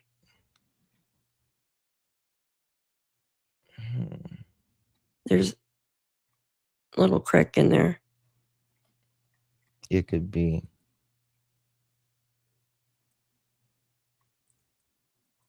Oh my God, it's so aggravating trying to maneuver this thing around. Mm. It's just a little crick in there. It's not deep. Yeah, but he says, But I mean, it could be at different times of the year, I guess. I mean, he might be using these words as culverts, but this is technically not a culvert, is it? When I think of culvert, I think of like ditches. Mm-hmm. Yeah, they searched, I heard, all along here. I don't know with cadaver dogs, but I know they searched through here. Mm-hmm. They went all the way up. Joyous sent you something. Oh, Thank you Miss so much for Joyous, Joyous. stop it. Thank you so much, Miss Joyous. I appreciate you so Very kind. much. Thank you, Seriously, Miss Joyce. you rock. Thank you. Very kind, Miss Joyce. Oh, Thank you so much. yes, thank Appreciate you. that, my dear. Yes, Daniel, we know you're watching. You can call in. Yes, Nobody's Daniel, going to be call in. mean to you. Promise you that. But would love to hear your input on it, Mr. Daniel. We'll probably get a different story. Those, well, clear it up. Your clarifications of the clarifications. Those two green totes in the back door step always bothered me. They both look brand new, not a stitch of dirt on them. Yeah, I know what you're talking about. And the totes full of concrete too, right? Like the concrete, and it looks like oh my gosh, I can't think right now. Like a fence hole puncher or something in the totes with the concrete. You know what I'm talking about with the photo with them sitting on the four-wheeler? Yes. Yeah. Now, this is the thing. If you listen to the neighbor, which I believe his story 1,000,000,000% personally, I believe it because he said this, and then Daniel comes out months later and says how he went. But he says he went during the daytime. Neighbor says this happened between midnight and what time was it? Between midnight and 5 or 5:30 a.m. He You want me to says you take you can hear there? it within earshot. Well, Daniel's car. there's two neighbors. So you got one at the tippity top of oh my gosh, of McLeod. And you got one at the other end. Oh, I hate when my maps do this. Hold on. Okay, so you have one neighbor that was staying at this Lorda campground, which is in here with those two ponds. And then you have one neighbor down here. So they heard him allegedly go to this Larrig Road was the first stop at 12:22 a.m. to 1:05. And then supposedly went back home is the way I understood it. Went back to his house, came back out. Trip 2 was here at the tip top. 1:10 to 1:45 a.m. That was like a 20-minute stop. And supposedly went back home, came back out, and then trip 3 was here at the Lansdowne Lake area, Matheson West Road, back home. And then the last stop was here. And remember, just let it idle, like it went quiet or something between 4 and 5 a.m. You know he knows that person in the house there. Daniel does. He's friends with them. This black house? Oh, right here, right? Melvin Geddes. No. The other house. God, who is this person that owns this house? Daniel's friends with her. Okay, and then this house was up for sale for a while. I don't know if it still is. I want to make something clear. I don't think that they did anything or anything like that. I'm not saying that, but I'm just saying why was he idling there? If he was, you know what I mean? Oh yeah, no, I agree. I don't know. Someone asked a question. Daughter always. I have Oh, thought hi about that Teresa. overpass over the boat harbor pond so many times. Boat harbor pond. Green slums were where we just showed a minute ago. Old Garden Gal. Which one is it? When I was talking about you said, "Oh, look over here. It's kind of a marshy area." Oh yeah, yeah. Yeah. Good to see you, Teresa. Huh? What's that? Am I alone in thinking that Daniel's brother helped him hide the kids? No, there's a lot of people that think he's involved. There's a lot of people thinks he's involved. I think it's in my opinion, I think it's more. I feel like it's Durwood's son, maybe, but I don't know. I always found it strange that, like, one of the callers was saying, like, how does Durwood's son and Malaya not, like, how does Malaya not know him? Like, if that's Daniel's best friend and Durwood is actually her third cousin, which I don't know my third cousin either, guys. Like, so maybe that, but he hung out with Patty's, I guess, like, I don't know when. We've heard recently, and then we heard before they were friends. So we don't know exactly the truth on that. I Did don't know Bradley Wong take a polygraph? Not that I'm aware of, but Yeah. I don't know. I don't know. I mean, this is the thing. Brad said this very early on, and he had no reason. He had no idea that it was going to get this big. He has no reason to lie. He doesn't like being in the spotlight at all. Yeah. Especially now. But I think his brother knows the truth. I think his brother knows a lot more for sure. Oh yeah. Because, he was crying that morning. I don't think too many people know if allegedly if Daniel actually did something. Mhm. I'm just saying allegedly because I don't know. Right. I don't think he would tell too many people I don't either. because he's the type of person that wants you to think highly of him, not look down at him. You could tell that. That's why he's always coming out and trying to, you know what I mean? I think maybe other than Janie, I think who might know more. I believe she has to know more living on that property. But I think Yeah. maybe one other, and of course Malaya, I think. But as far like maybe one other person, Daniel might have. And this is the thing, Daniel could have, asked for someone's vehicle or a tool or something, and they was just like, sure, here it is, right? Not thinking you're It's gonna be a hiding part of kids. it. Yeah. Magdalena says Janie knows, and I really wonder if it isn't Janie who is the mastermind of the script. I don't think she's the mastermind personally, though. Yeah, She's that's most level-headed, and maybe that's why there's no conversation with Janie if she's seen the children. I don't think Janie is evil like Daniel, if that makes sense. Like, Yeah. I don't think she's that inherently twisted like her son, in my opinion. I think Janie's more old-fashioned.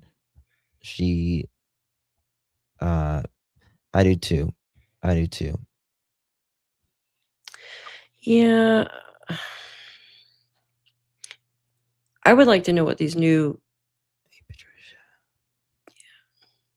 12-hour shifts. I'm sorry, honey.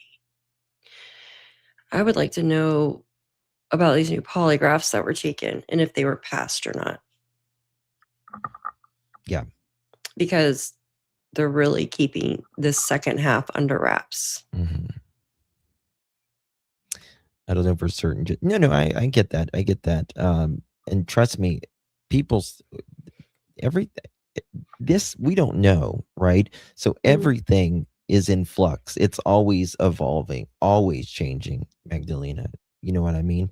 But I don't see how she could be on that property and not hear the fighting or not hear, because Or listen, not see the black eyes. of course, Like, not see come the on. black, but I think particularly that night, right? If someone is hiding someone, you have to prep, right? There's going to be a lot of trips of Daniel or Malaya going in and out of that house that night, right? Absolutely. You can't tell me Tucker had Wasn't barking his ass off, yeah. someone's on that property. I don't care if it's Daniel, Malaya, or Santa Claus between midnight and 5 a.m. That dog is going to bark its ass off. Well, and that's just the thing, Justin. If you remember Wednesday night what she said. She says, "You're getting home kind of late, aren't you?" And that was only 10:30 at night, and she was pissed. Yes, and that's the thing, Sherry. I can see some mother-in-laws. She figured it wasn't her business. Not Janie. Janie is she knows everything that's going on her property. Well, yeah.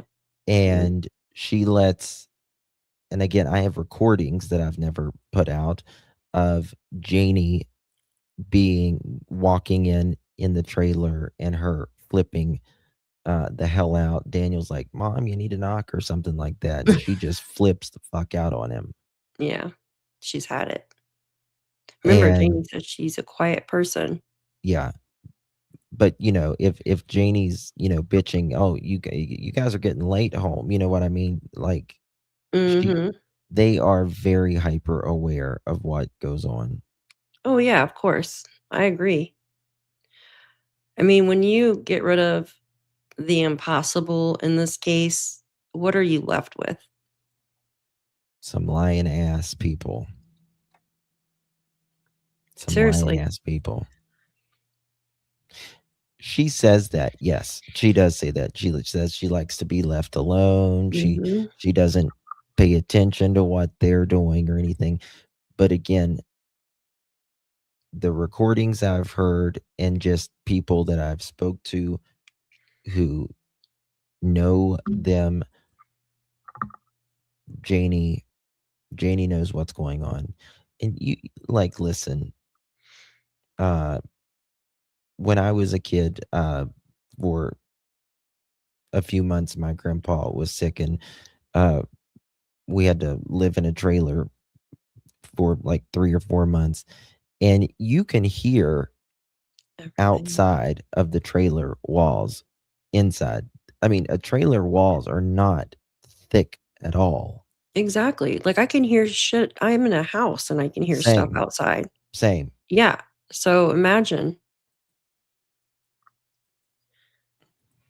The most exciting thing about Janie's life was watching them go. Right. I mean, I'm from the country, and when I'm like country people, I can remember, like, as a kid, I would just sit at the window and wait for cars to pass. Like, we just always, like, that's just what we did. We'd sit on the porch and just freaking watch people pass. I mean, I there used to was count nothing. ants on the windowsill. You know, Don't and ask. if you heard a car, you know, you looked out and your hand flied up. You know, you're waving at them. And forget going to New York City the first Here time in I New was York, we just flick people off well, when they go by. I'm just joking. like my husband, he lived in New York I City hate New for York. a while. But like when I remember I was just a little country boy, went to freaking New York City, and I smiled because where I'm from, we smile at everybody when we're Wanna buy a passing and watch? stuff like that. Yeah. And I got on the subway and I would just smile and look at people, and they'd be like, I'd be like, God, they're so rude here. And they think you want something from them if you're smiling at them or whatever.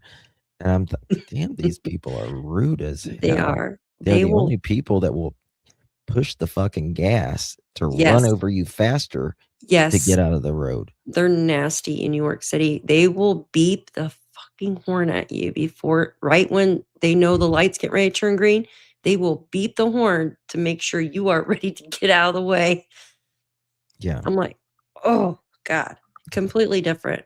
Like compared to the rest, I mean, you still have, you know, but the city it is a culture shock. It's like a different breed out there. It's like different breed of human, like completely different. It was culture shock. Yeah. I was like, damn, these people are rude. Yeah. You know, I'm just like, hi, how y'all doing? You know, kind of thing. Yes. My little southern self. Like, what you laughing at for? Why are you Yeah. smiling? This guy was flapping these CDs because you said the watch thing. Yes. Want to buy a watch? He was flapping these CDs. I'll never forget it. He was flapping these CDs. Yes. He's like, free, free, free, like that. Oh, And yeah. he just like handed it to me, and I grabbed it like that, and I just kept walking. Yeah. And a Not few free. seconds later, he's like, hey, give me that, give me that, give me. And I sat and argued with him. And my husband's like, Justin, it's free to watch, free to look at, free to look at. I said, you said it was free. I didn't give a damn about whatever the thing was. But I was like, you said it's free. Oh, nothing's free there. And he just kind of looks at me like I got two freaking heads or whatever. Mm-hmm. I was like, well, then why did you hand it to me? Dumbass. Yeah. I haven't been back to New York City, and I live in New York. I haven't been there in a long time. Yeah. There's no friggin' way. And by God, you can't drive there. No, I've driven New York City. It's horrible. terrible. Mm-hmm. I mean, it's a cool place to go for the day, but I'm full of anxiety by the time I'm leaving. It's nuts. Look at the bridge. Okay. Do you know where this is? Look at the bridge near Catalone, near Good. Myra Bay. I have no idea where that's at. Goes right down to the ocean, very rural. But this is the thing. I don't see Daniel making it to the ocean that night. I just don't. Let's back up and look. So is he really going to drive to the ocean when he's got this entire area of just nothing? Well, nothing where you can hide. And I hate to say this, they're like a needle in a haystack. Is he really going to drive this far and get on a highway? Yeah, you could take back roads, but it's going to take a long time. And get on the highway to go to the beaches or even to this basin. Like,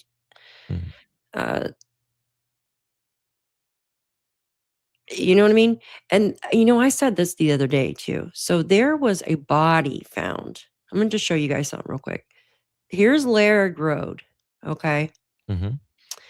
And this body was found. His name is Alex. His body was found right here, right around Laird Road.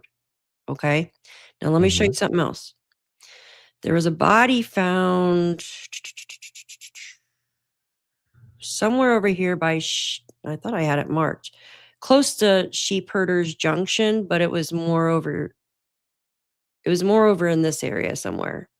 Sorry, I thought I had it marked. Right here, right here. Kevin Martin, his body was found. Okay.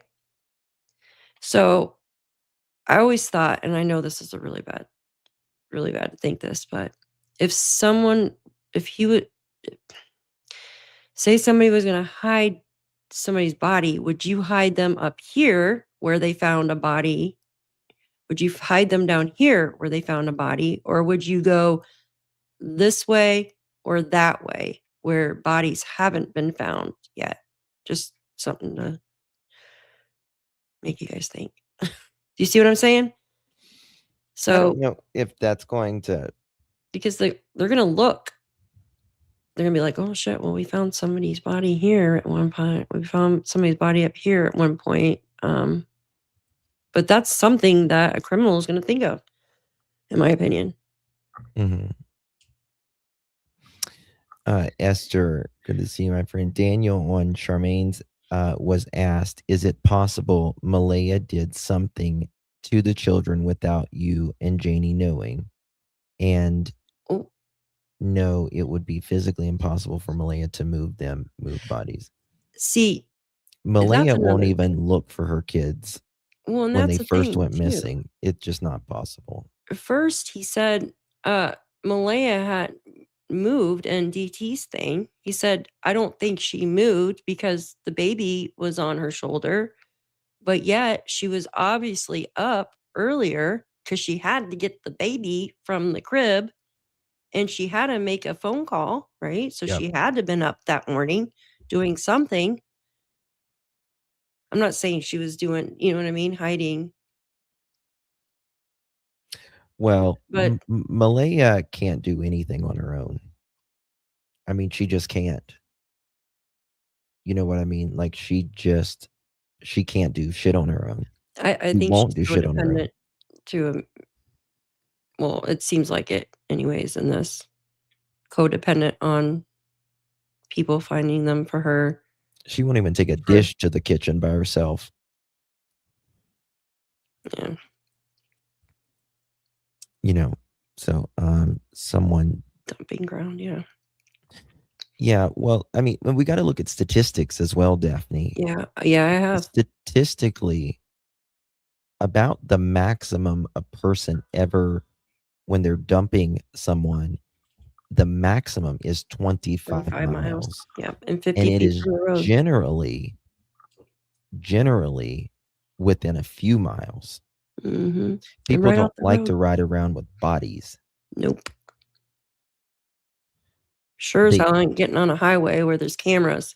They generally want to get away from the situation as fast as possible. Absolutely. So wherever most bodies are dumped, they are very, very, very close to a road or a trail. Mm-hmm. Right? Mm-hmm. Think about this.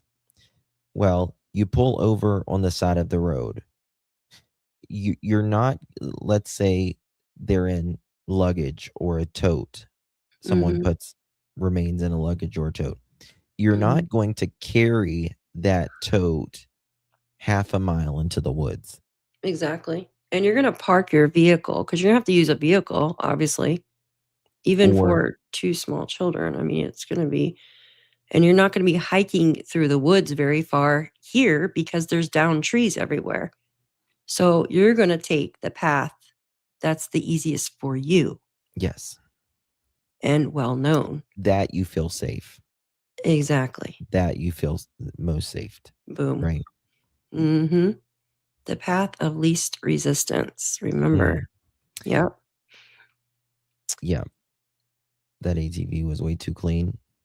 I'm wondering if that I hate to say it, but I wonder if that loud vehicle that morning allegedly was used as a distraction so a much quieter vehicle could move along the back roads. I don't think it was, because I don't think there was enough time to go in and out several times, like 5 times. And where the fuck is that vehicle at? Well, there's one burned with no VIN number, and there's a bunch burned. So maybe one was parked there. So I don't know. At that Governor Lake by Glengarry. Governor Lake.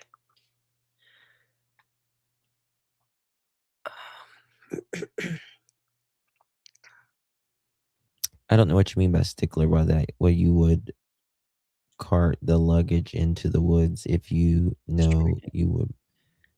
Well, you will, but you're not going to. But statistically, you're not going to. It's easy to say. It's hard to do.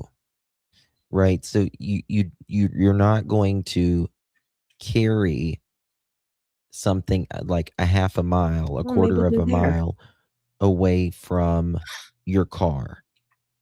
Maybe they're there. What's that? Maybe they're at this lake. Well, that one lake they didn't search. Remember that in the documents? Yeah, but I think somebody from the Please Bring Me Home search was able to get in there last time. But look, do you know? Do you see the name of this lake? Mm-hmm. Drug lake. What? Probably they go there to do a bunch of drugs. What? Who names a lake that? Daniel's fourth uncle, great uncle. What the freaking heck? I never noticed that before. Guys, hit the thumbs up, please, or double tap that screen wherever you're at. Thank What you for the heck, being you here. guys? Probably a trail off the road, in my opinion, or a black industrial bag. Daniel said it's 60 pounds. Yeah. The water thing doesn't really bother me too much because Nova Scotia is surrounded by water. It's literally water. It's like the state of Florida, kind of. It's like a peninsula. It's all water. I agree, Many Panthers. To me, a culvert is a big round metal thing that goes under the roads and driveways and ditches. That's a culvert. Yes, that's a culvert. Mm-hmm. Yes. I just called a ditch. Yeah, that's when I think of a culvert. Mm-hmm.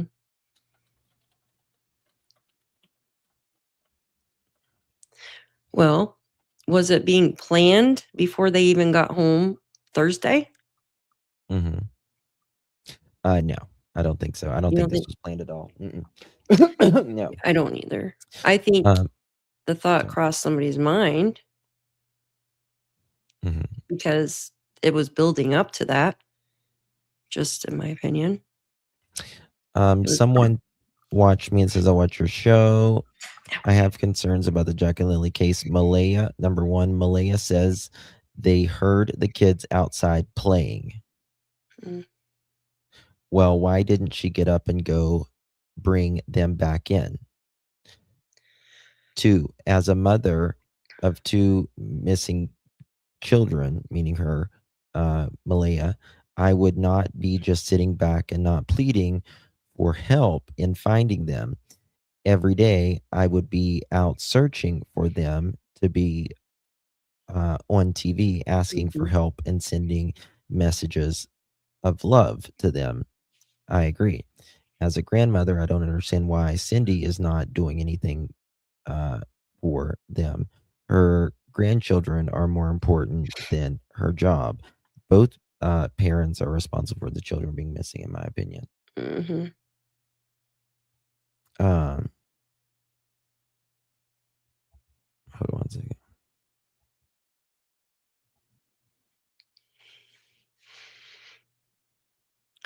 Yeah, she did.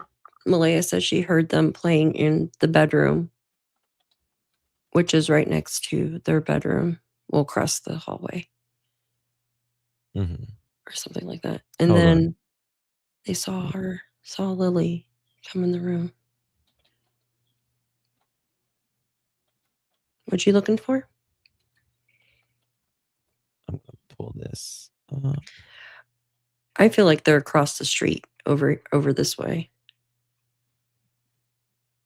Let me listen to this right here. Where the RCMP were here. As possible. I want them home. I want to hold them. And I want them home. What happened was we woke up. I heard them playing in the next room beside us. Merci. Thank you so much from the Village en Français, listening from the beginning of Jack and Lilly. Thank you so much, Esther. Appreciate you, my darling. Oh, shoot, what I do? Press the wrong button. Thank you so much, Frankie. Thank you. Merci. Français. I love French. Thank you so much.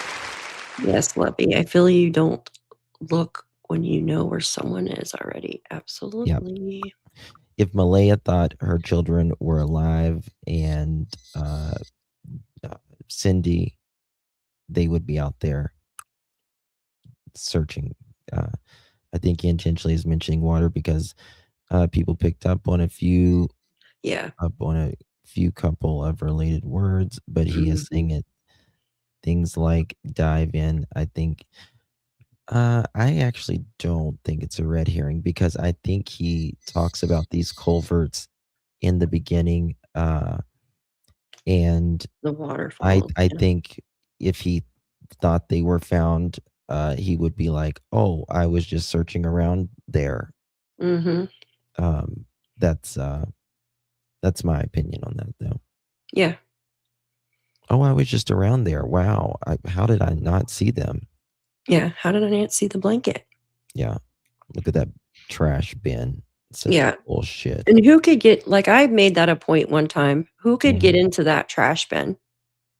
Jack and Lilly couldn't have. 4 and a 6-year-old could not lift that up and then tear it open like you're Absolutely. Well, and there was one trash bag in there. Okay. So you would have to really lean over that. What is that, about 3-4 foot?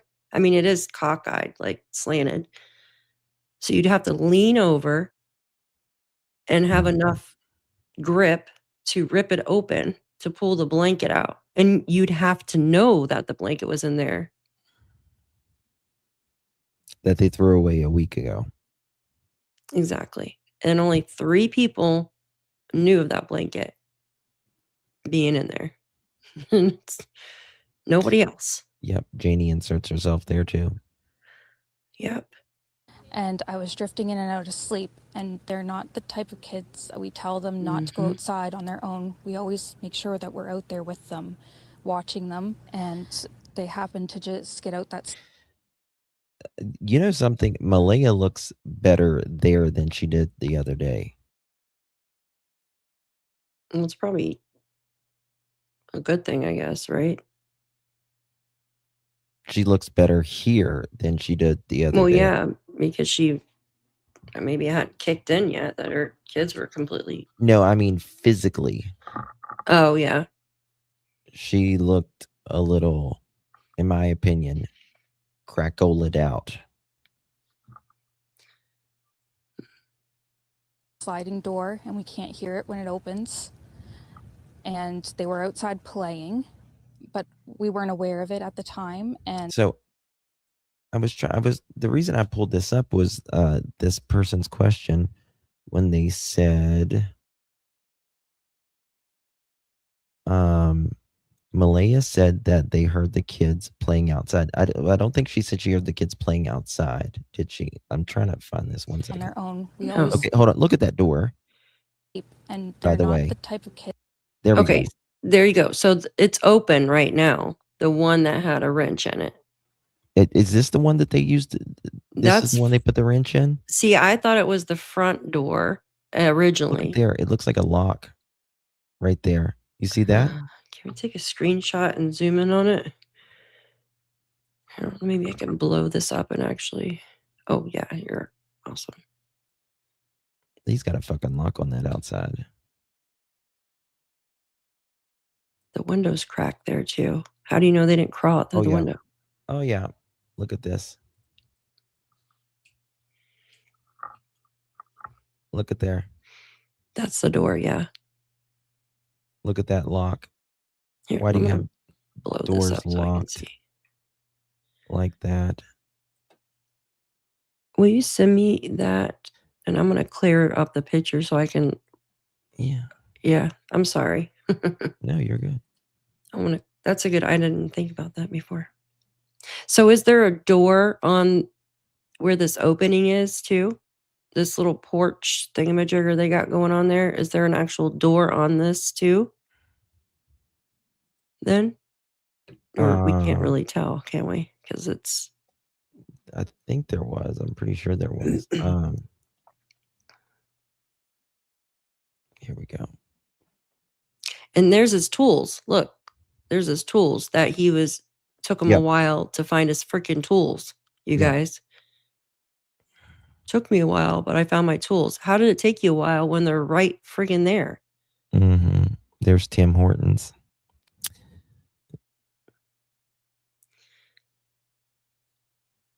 Interesting. Looks like that's busted right there. It does. Yeah, it is. It has been. Because you can tell This it's is putty. this is one of those locks where you put on the outside. I think that's when he says it was bolted.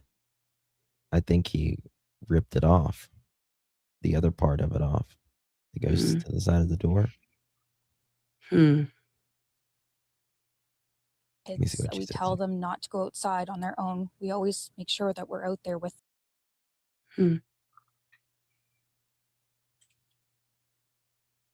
That's a lot of stuff, guys. Everybody's, is that a hubcap? Is that a missing shirt? That's a lot of shit right there. It is. And I was drifting in and out of sleep, and they're not the type of kids that we tell them not Hold to go on. out. And I'm just staying as hope. Shit. They're both really go-lucky children. They're so sweet. They talk to anyone. They'll talk your ear off. They will speak to anyone in a store. Everyone. They're just extremely sweet kids.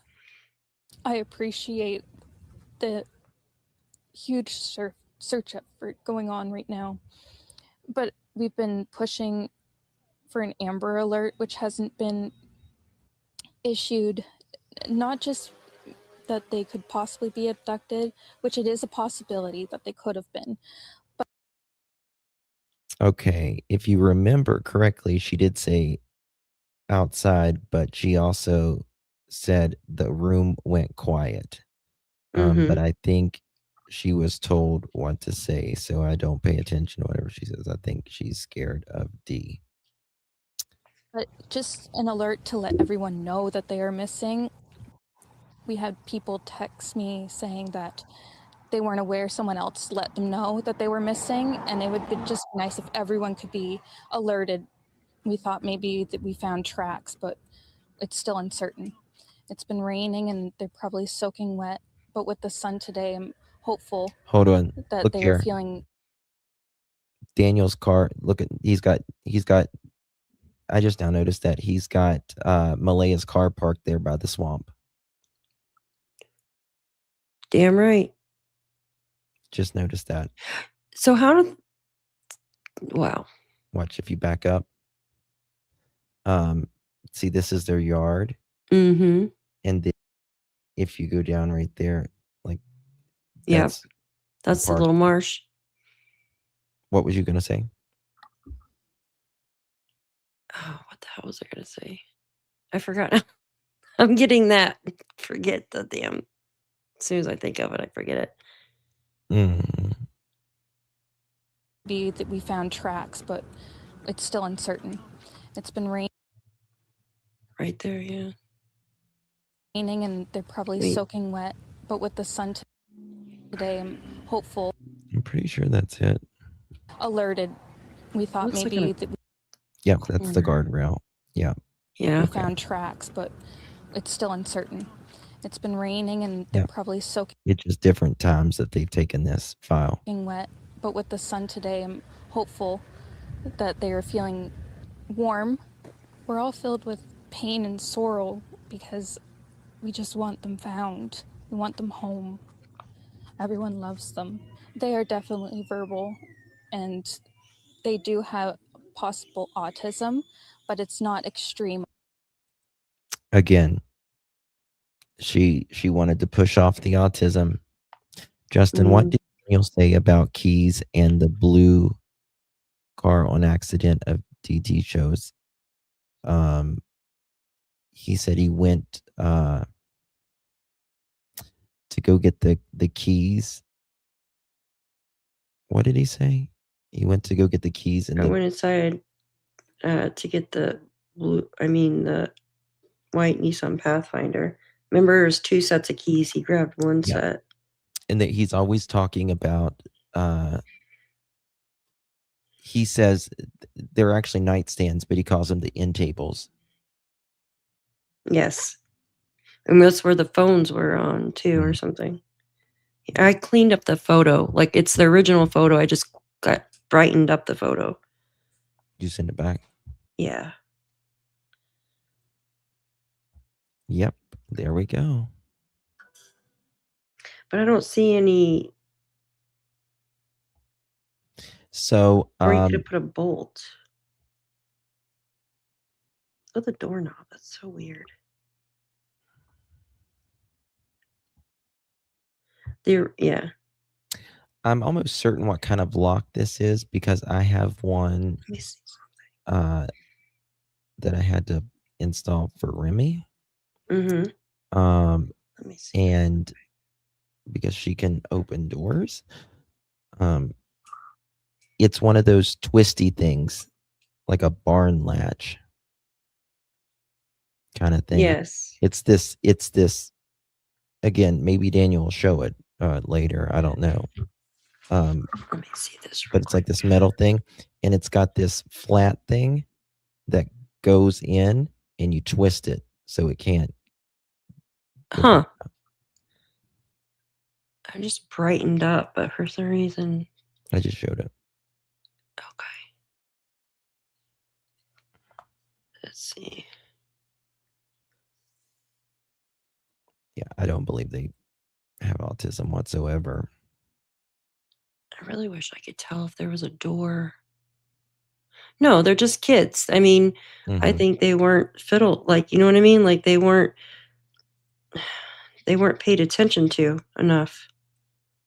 And I'm sure that they witnessed fighting and arguing and stuff, and that can make some kids, like, lash out. And I don't think that they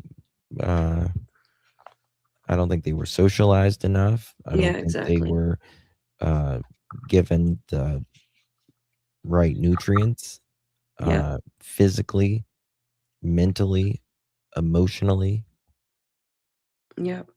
So what I did is I parked the white, parked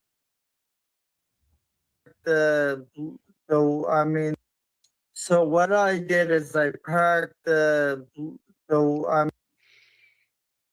He physically corrects himself there. So what I did is I parked the white Nissan Pathfinder. Because that's the car Malay owns, the 2017 Nissan white Pathfinder. Watch him, he closes his eyes even when he does it because he's got to lie. And he'll gulp too on certain lies, in my opinion. His tongue. Yeah. Oh, yeah, the tongue. Ugh. Serpent. And like car Malay, white Nissan, the I don't know why I paused. So what I did is I parked the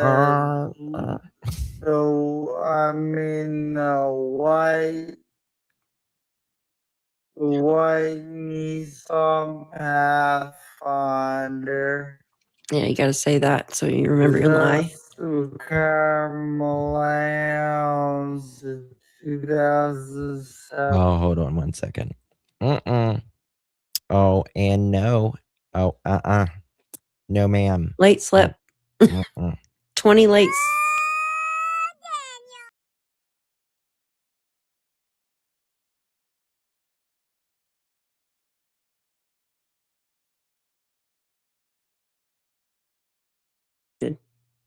Muted. Sorry, I was bitching up a storm. Mods, assume the position. Jen to the office, please. You're being paged. Jen to the office, please. You're being paged. We need a late slip for our Jenny, Jen. I love that noise. It sounds. Excuse me. You are so late. Yeah.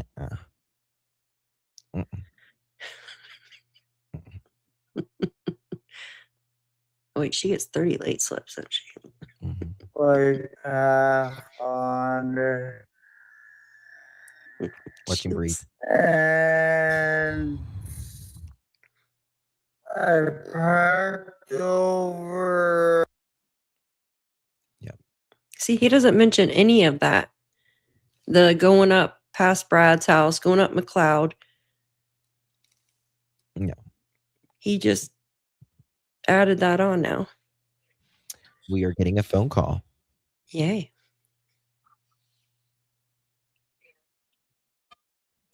Thank you for calling. Hi, sister. Hi, how are you doing? I'm good. I'm just watching you and Daphne, and I think I got you a little bit late, though. That's good. That's good. What's up? It's just that this is so frustrating, and I Yes. don't understand the life of me. Like, I'm 70 years old, and my daughter and her child is here. So how do you not check on your children through the night? When they're sick, Yeah, I don't especially. understand that. Let alone when they're sick. I don't understand that, and then I don't understand how you are a parent. Your number one concern is your children. Yep. And this one has had ample opportunity to leave. Yep. She might have been being abused. I'm not saying she wasn't. Right. That does not give her the right to endanger those children. That's right. And don't tell me she couldn't get out of there, because all she had to do was put those kids on a school bus with a note. That's it. Yeah, they're... Well, And there's no reason for it. I hold that woman, and I call her a woman. I will not call them their mother, because she is no way a mother. I agree. And that baby, why doesn't she have that baby back if she's such a great mother? Another reason. I don't think she should ever get that baby back, and I think the pair of them should be spayed. They should never bring any more children in the world. I'm frustrated. I'm sorry. No, I trust me. I understand. I understand. You don't take care of your kids. I think I agree with you. No, but when you see pictures of Jack and Lilly, they are all well dressed. Yeah. They are wearing Carhartt. They're wearing Nike.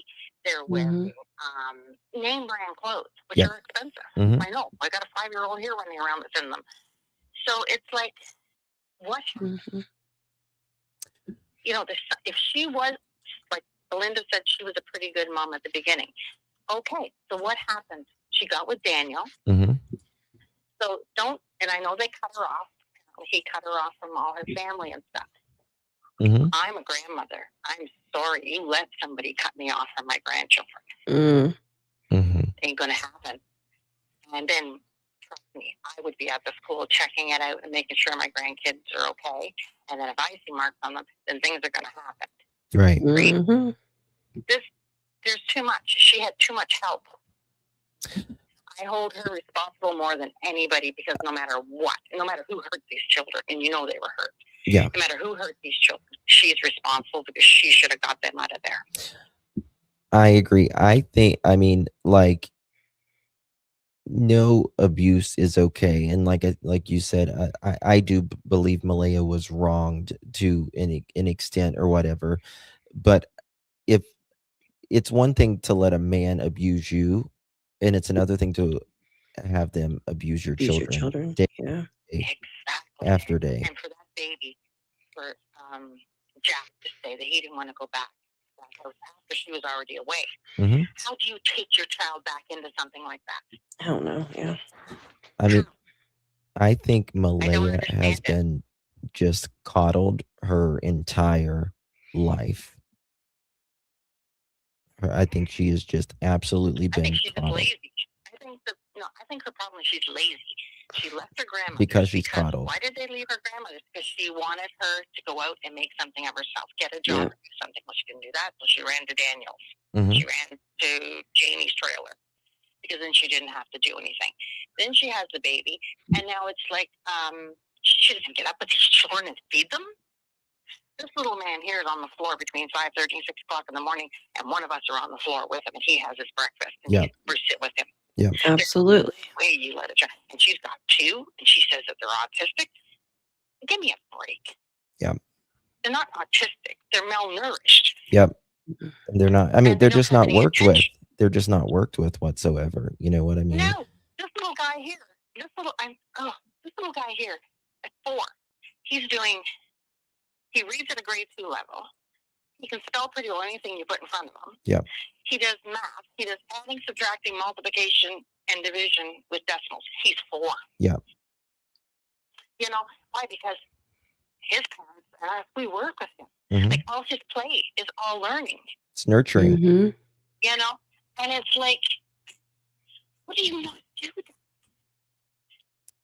And then her mother, Cindy, this visual, or whatever you want to call it, Mhm. was just a show. And for her not to show up and ask for someone to help find these babies, Mhm. and her mother don't want to put her face up there, didn't want to speak. Excuse me? Those are your grandchildren. You can see where the apple does not fall far from the tree with that bunch. It's You know, the only one that's speaking for these kids is Belinda. That's it.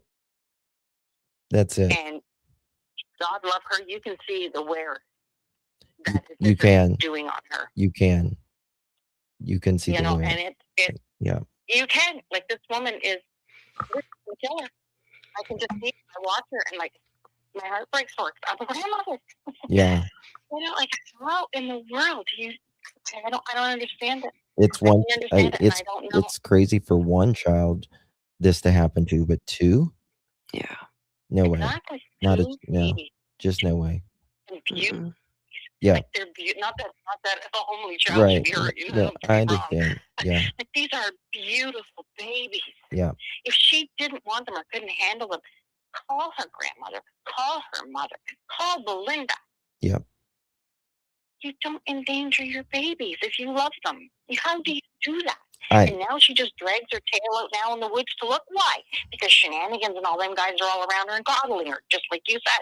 They're making her feel all special. Yeah. I You know, don't and think. she didn't go in search. I don't think. Yeah. I think it's really all for show. Yeah, you got it. I just think it's all for show. I mean, you look for your kids instantly. Yeah, no matter what. Instantly, yeah. If I really thought my kids were in the woods, I'd be sleeping in the woods. I would too. Yeah. I don't understand it. My son went missing. He's 48 years old now. He went missing when he was 2. Mm-hmm. And he was with me. He was within arm distance of me. Yep. And somebody went through underground parking. I was responding and swooped through underground parking into the other apartment building. I know what it's like to have a child missing. Oh my God. But I got him. It took them almost 2.5 hours to get him, but they Oh got my him. God. And the only reason they got him is because I was in like an apartment complex at that time, and there was like 2 huge apartment buildings, and they were joined by underground parking. And the people in both apartment buildings knew that this child was never with anybody but me or my mother. Yeah. And I wouldn't even let my adult sister take this child outside to play. Okay. Right. And it was an older couple in the other apartment building saw this man with him going up in the elevator. And like she had said, isn't that Gina's little boy, to her husband? Right. She goes, yeah. She goes, what is he doing?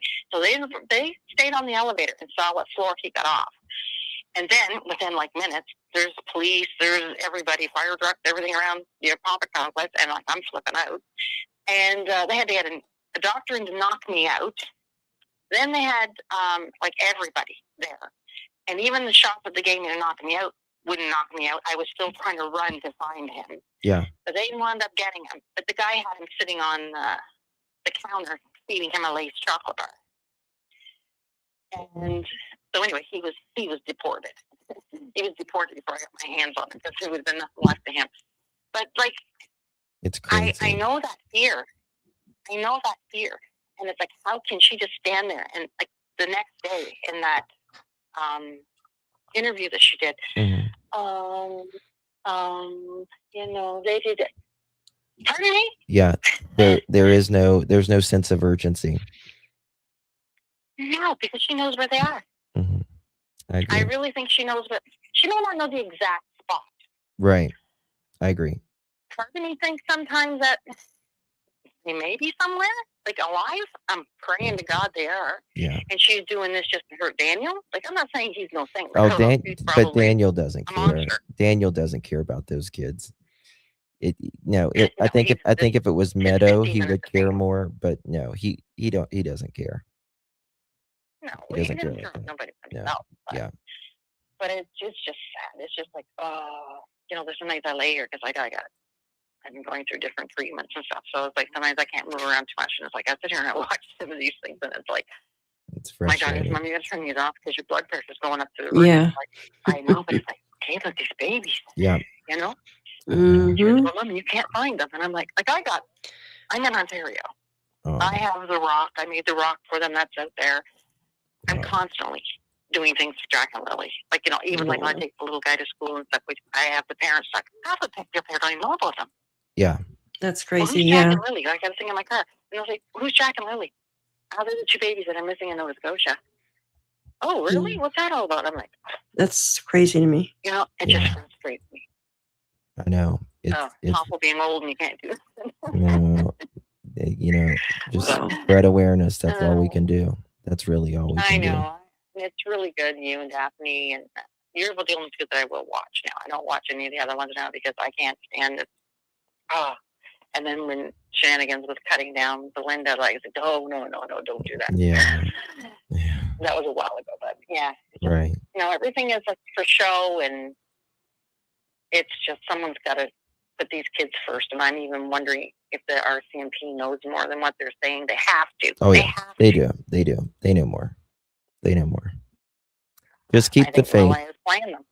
Just keep the faith. That's all. Yeah. That's all we can That's do. all you can do, though, right? Yeah. That's all you can do. Anyway, dear, I won't keep you. Thank you so much for calling. I appreciate you. Bye-bye. Bye-bye. Bye-bye. Bye. I mean, I get it. agree. She's frustrated, and I agree. I agree too. I'm going to tell you, like, it does, like what she said about her blood pressure going up. These cases do. They make all of our blood pressures go up because that means that we care and we want to know what the hell happened here. And I'm going to tell you, my kids never disappeared from me. They never did. So I never have felt that. But my dog got out one time, and I live in it's very rural out here. Mm-hmm. You know what I did? I flipped out. Like, I went like through the woods screaming like a crazy freaking person. And I live in like the mountains. Like, yeah, it echoes, right? And then I got in my vehicle and I'm driving slow up the road, screaming the dog's name. Finally, thank God her leash got caught on a freaking tree. She chased a deer.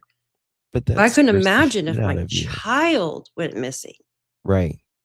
I would be I would be a wreck. Like, I would be a fucking bear. Like running over everyone. Where's my kids? Like, Just freaking the frick out. But just the absolute panic of it, right? Yes, the panic, the adrenaline you get. Like, I have adrenaline just talking about that. Yes. So imagine. That's what I'm saying. Like, it's just. What is that? It's an old video, but I was looking for. There's a picture up here that's good. I thought you were showing that. I was trying to see if there was a shit. door in that area, but see the smoke coming out of there. Yeah, I'm gonna look through some photos that I have and see if I can find a door on there. And if so, I can because I have a ton of photos as well. We were just talking about before the show. Mhm. And see if I can find it and maybe clear up the photo some so we can make sense of it. Because I'm curious now to know if that lock was on a door on the outside right there or on the interior door. Well, it's still an exterior door, but the one that goes inside the home, if that makes sense. They got a shop back there. Oh, and that looks like a chainsaw box or something almost. Just a freaking mess. What's that? It's just a mess. Oh, it is. It's like everything under the sun. I would be afraid to even walk in that little damn area, that little porch area. Look at it. A bear went in there, it would fall through the floor. I'm not trying to be funny, but No, it's. I get it. Trust me. why is there like a battery thing in a? Because I was editing something. I was keeping it under fair use. Oh, okay. I see what you're saying. That's why I was doing it a long time ago. Look at those fucking woods. There's not a chance. There's not a, and that's what I was saying. So if you take two bodies, yes, they're kids, but still, it's two bodies. One person, say. They're going to take the path of least resistance, and they're not going to be walking far. Even if they take a vehicle and park the vehicle on the road, they're not going to be walking far in those woods. No. Unless it's a clear path. But even you're still carrying two people. Allegedly. Right. It's no fucking way. Such a liar. This guy. Hi, Lynn. Good to see you, hon. Yeah, this is different. The call-ins.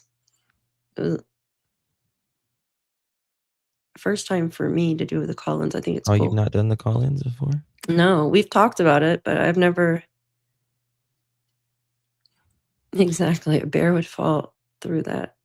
Is this Justin? That's Justin right there, isn't it? Oh, yeah. It does look like him from behind. Yeah. Just the head shape and stuff. That's Justin. I'm pretty sure it's his job, too. He's got his work clothes on.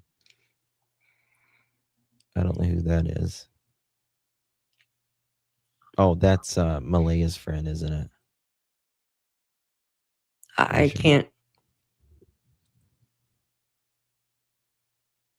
can't tell who it is. Floor is a bear trap.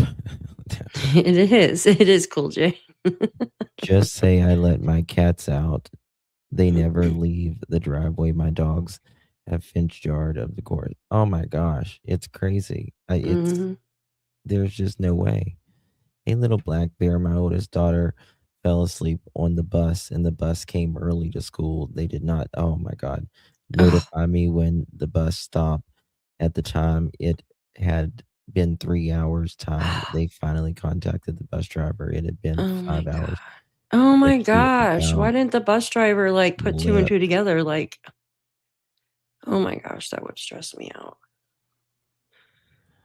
I think Daniel flipped. MBM doesn't accept responsibility, accountability. It will always haunt you as you lie, disconnect, justify, point the finger. I can go off actions and behavior. People lie. Their behavior doesn't. Yep. That's exactly right. Their behavior. It was a cool rainy day. You do what's important to you. You know what I mean? Like you just always go to what is. Absolutely. Like what you're comfortable with. Yeah. Or used to. Yeah, because we're creatures of habit. So. Exactly. I just thought of something. What? I freaking forgot it. I'm getting as bad as my grandma. Oh my God, it was. I'll think of something really important and then it just freaking goes away. Like if I read something or look at something else, it's horrible. I know if I start reading something, I'm like, it's over. It's over. I was looking at this because Daniel was talking about times. Yeah. We woke up and didn't hear the kid, proceeded to the bedroom. I looked into the living room, no kids. I ran to check under the beds, ran to the kitchen, got my shoes, proceeded outside into the backyard, went around the fence. She asked me if she should call 911. While she calls 911, I ran up to the kids' cabins to check.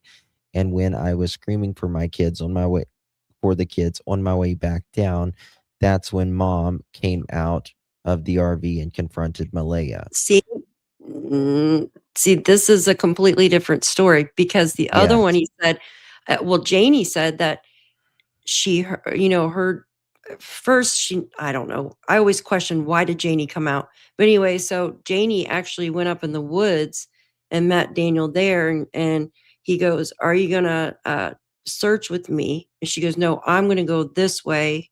And he went the opposite direction. So this shit just doesn't make sense. None of this timeline adds up. It's a complete fuckery, and it makes your brain twist into like 1,000 knots because there's so many different stories. I'm sorry. It's all fuckery. nonsense. It's fuckery. It is fuckery. It's bullshit. And then he says, I ran up to the kids' cabins to check. And when I was screaming on my way back down, that's when Mom came out of the RV and confronted Malaya. I don't like the word confronted there. Why she's on 911 call. Well, Come on, to man. me, I feel like there might have been a fight between Malaya, Daniel, and Janie that night. Like something. I don't like that word confronted. I don't know. like it either, yeah. Because it doesn't make sense in this situation. Why would she confront her? So it has to be prior to. Yeah, there's no a confront means a confrontation. Mm-hmm. It's but yeah, it just doesn't make sense. You would Malaya, what's up? Malaya turned around and said the kids are missing. Mom said, how long? 20 minutes.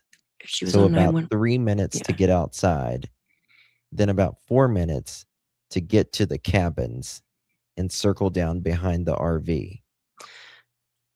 Do you hear that? Yeah. Okay. So think about this now. Yeah. So that's why I said this completely different story than what it is now. I'm telling you, it changes every few months. So think about this. 20 minutes, right? Malaya was on the phone call, 10:01, 9:40, 20 minutes. So you're telling me Janie came out, what, at 10:01, right when she got on the call with 911. Daniel obviously was up in the woods at that time that his mom came out by the kids' cabins. Okay? Why would the whole confronting Malaya, but she's on the phone with 911. And why not say, I just heard them. Tell the police that if you're on the phone with the police. Hello? Like, come on, it doesn't make sense. Exactly. You know what you would say? Stupid.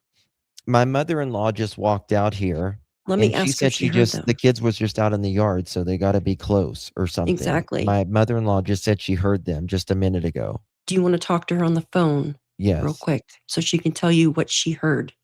None of that. That's why the RCMP said on dispatch that they had to go back and talk to the family and get the story straight because they were confused. And that's probably what's taking so long because they're trying to figure out this. Say that again? About the story straight? On dispatch, you have the RCMP. I don't know which one it was. He says he has to go back and get the story straight, basically, because it didn't make any sense to him. That's the way I took it. Got it. Okay. Excuse me. Okay. So, where was it? Mom said how long? 20 minutes. So about 3 minutes to get outside. Then about 4 minutes to get to the cabins. Why would it take you 4 minutes to get to the cabins? That's exactly what I was saying. Wait, so 3 minutes to get outside from checking the home, then a minute from leaving the sliding doors up to the kids' cabins. Maybe that's what he meant. So that would be 10:02 when he's up at the cabins because he said it took him like 30 seconds and he ran back down. But he said 3 minutes. So about 3 minutes to get outside.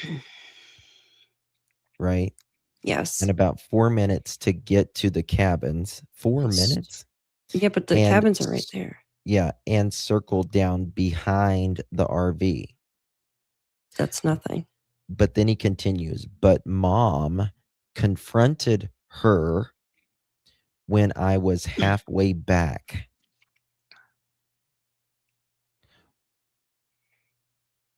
Halfway back from where? Hell? Because the damn cabins are right in front of Janie's freaking RV.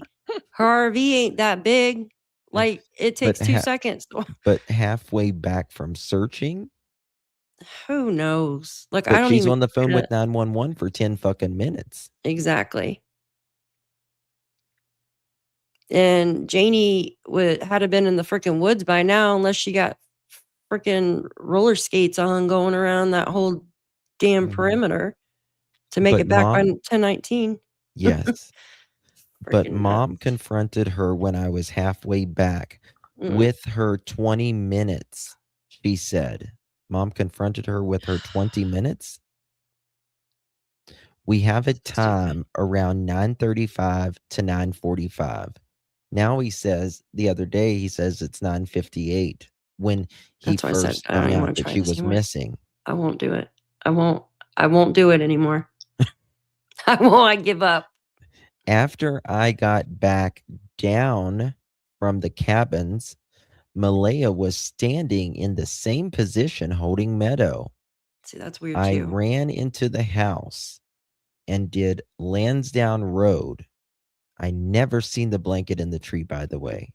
He always says that. He's always very defensive about that blanket. Mm-hmm. Now read the rest of it.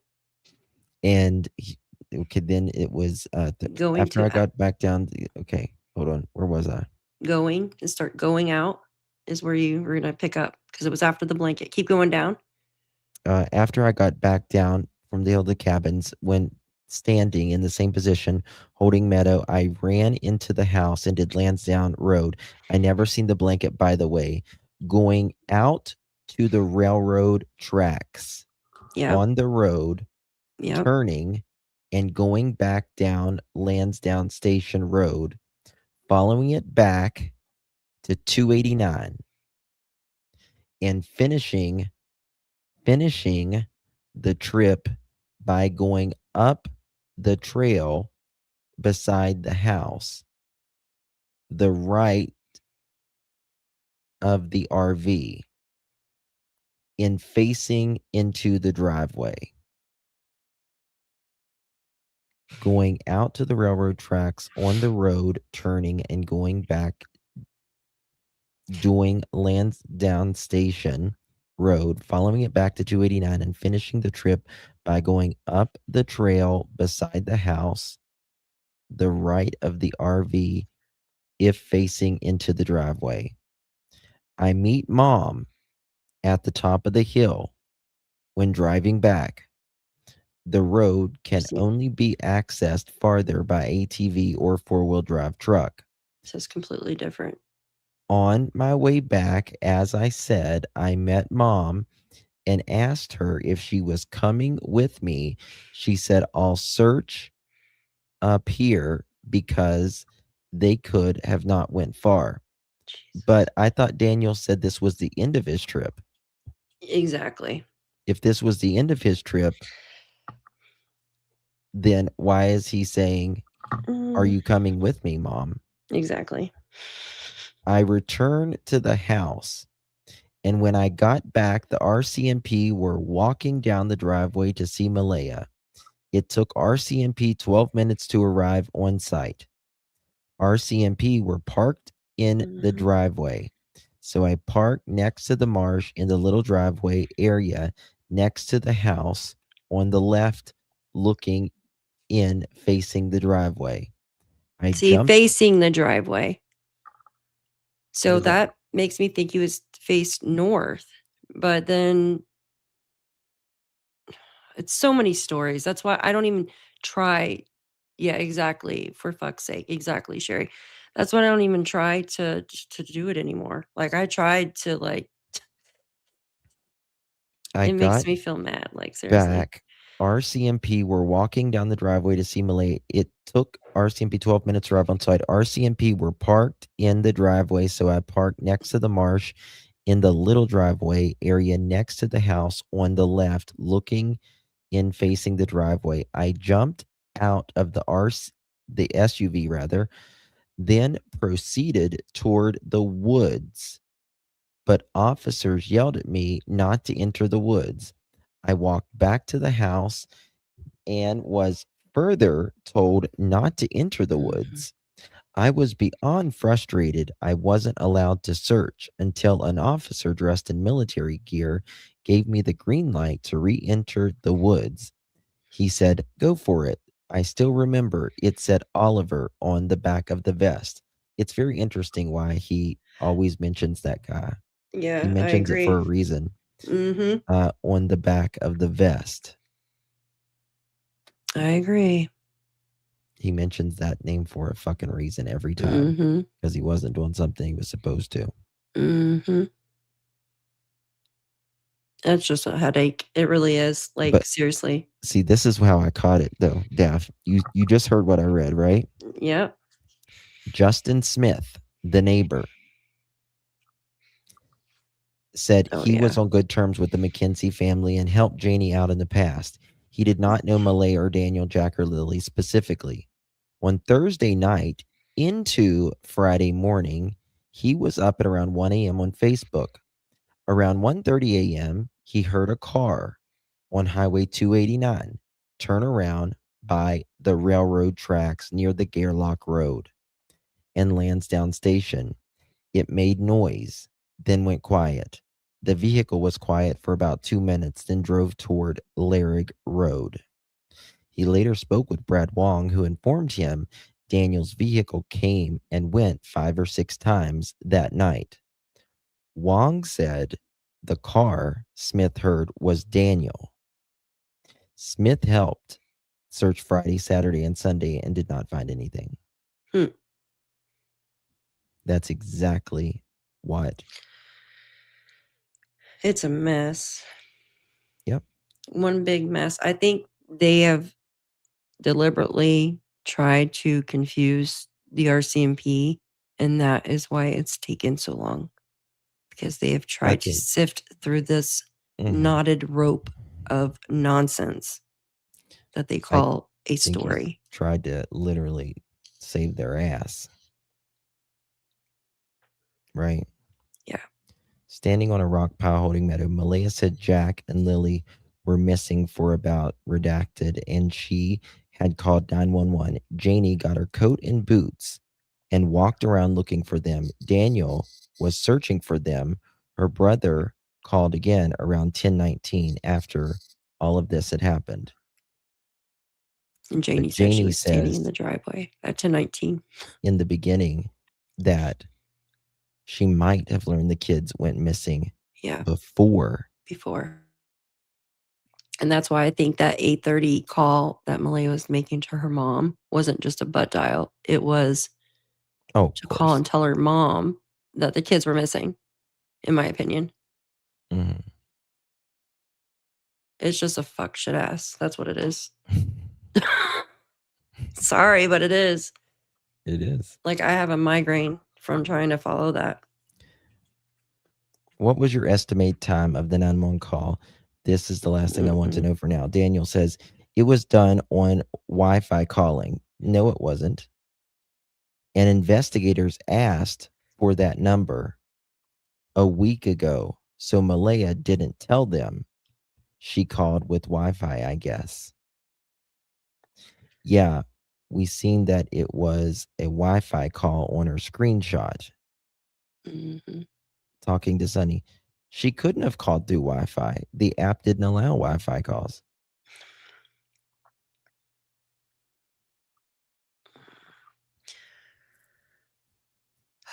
Three people are not telling the truth. Until you see a screenshot, don't believe it. 10:01 a.m. The 911 call was 9 minutes and 45 seconds. Yeah. So if Janie was confronting her while she was on the phone with 911, what the hell was she confronting her about? Mm-hmm. And why didn't she say, hey, I just heard the kids out here? Why didn't she say that when she was on the phone with 911? And what was the confrontation about? What did she confront her about? Exactly. Freaking ridiculous. It's just bullshit. All of it. Look here. Malaya provided 4 statements to police. 2 were on May 2nd, 1 on May 3rd, and 1 on May 4th. Her first statement.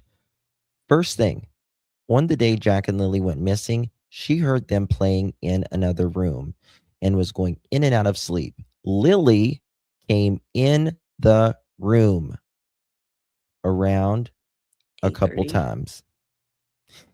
Daniel was sleeping the whole time and didn't really wake up. She didn't hear them anymore around. Redacted. Malaya is lying her ass off. And then Daniel says she came in the room multiple times. But they're both sleeping. And then you have, I'm just over it. You're full of shit.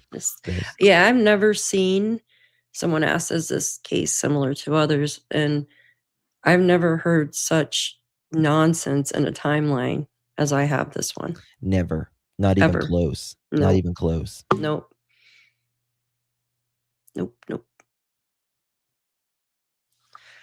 Yeah, pants are on fire. Pants are blown up by TNT. Malaya said she had a conversation with Janie in the yard and told her the kids were missing. Janie got ready and went to look for them. She told Malaya she heard them outside playing and Daniel yelling. It is maddening. Malaya said she does not think she opened her phone or sent any messages around that time. You did. She did call her mother and her grandmother, and she called police. She said she used the Text Plus because it allowed Wi-Fi calling. She since deleted the app because she doesn't need it anymore. She did not use Text Plus to call 911 because it does not let you. Yeah. Daniel said during the day, Malaya said during the day, Daniel had erratic behaviors toward the police. Fuck them. Both. I don't believe either one of them. No. Ever. If someone said he's the only one willing to talk, well, his inconsistencies make up Malaya's silence. So they're both basically not saying shit, in my opinion. Well, one's willing to talk to try to control the narrative and the lies, and the other one won't speak out for her children. It's all freaking ridiculous. Yep. Oh, I remember that. Remember, she said she was overstimulated, so she scrolled on her phone. I've never heard that before. It's in the documents. I know I've heard that statement, but I've never heard someone say it like that. I got you. Yeah. Is that another term for anxiety or something? Or yes, it does the same, Sherry. So she would scroll on her phone. Oh, I've got a migraine. Why don't you scroll looking for your children, Malaya? It's just crazy, man. All right. I'm tired. I'm gonna have to take like freaking 4 Tylenol. I'm tired too. It is, because when you're trying to imagine what the RCMP are trying to. Yeah. Imagine what the RCMP are going through. Like, they need a psychiatrist for each one of them who they're trying to figure out this shit. Thank you, my dear. I agree. Holy freak. It's early yet. Mm-hmm. My body doesn't say it's early. My body says. Oh, hell no. Yeah, it's almost past my bedtime. Yeah, Daphne goes to bed early. I've been getting a little bit better, but not. I'm sorry, Leslie. I know it's a mess. And that's why everybody's going crazy, because of this. Yeah. Yeah, it's 10:15 in the Scotia right now. Yeah, you guys are ahead of us 1 hour. Yeah. It's mind draining, absolutely. My cortisol needs a break. I know. Yes, mine too. Mine too. All right, guys. Thank y'all for joining. Thank you, Daph. Yeah, thank you, Justin, for having me on. Calls this evening. Yeah, I think we should try this again. Yeah. Maybe let everybody know about it. Probably Daniel, we'll do a big thing. Nobody called in to defend you. Grindel, this is my UFO behind me. What? You know that? It's a nice background. I'm like, this is my UFO behind me. You know, all the new UFO stuff coming out? Oh my God. I'm like, so stupid. The first red flag for me was MBM said straight away she rang the RCMP, not my kids were just playing, then gone. MBM account of event was time, order details that I can't see it. What is it? The appearance of doing wrong. Yeah. Yeah, it's all a mess, you guys. It's just a nonsense. It's You don't. The moral of the story is you don't lie on a 4 and a 6-year-old. absolutely. Absolutely. All right, guys. Much love, everyone. Thank you all for Yeah, joining much us. love. Thank I you so much, everybody. Appreciate you all. Much Good night. love. Happy Friday. God bless. It is Friday. Thank the good Lord. I might come back later. I don't know. We'll see. Oh my goodness, not me. Bedtime. All right. Little lambs. All right. Love y'all. Thank you so much. Love you too. Bye. Good night.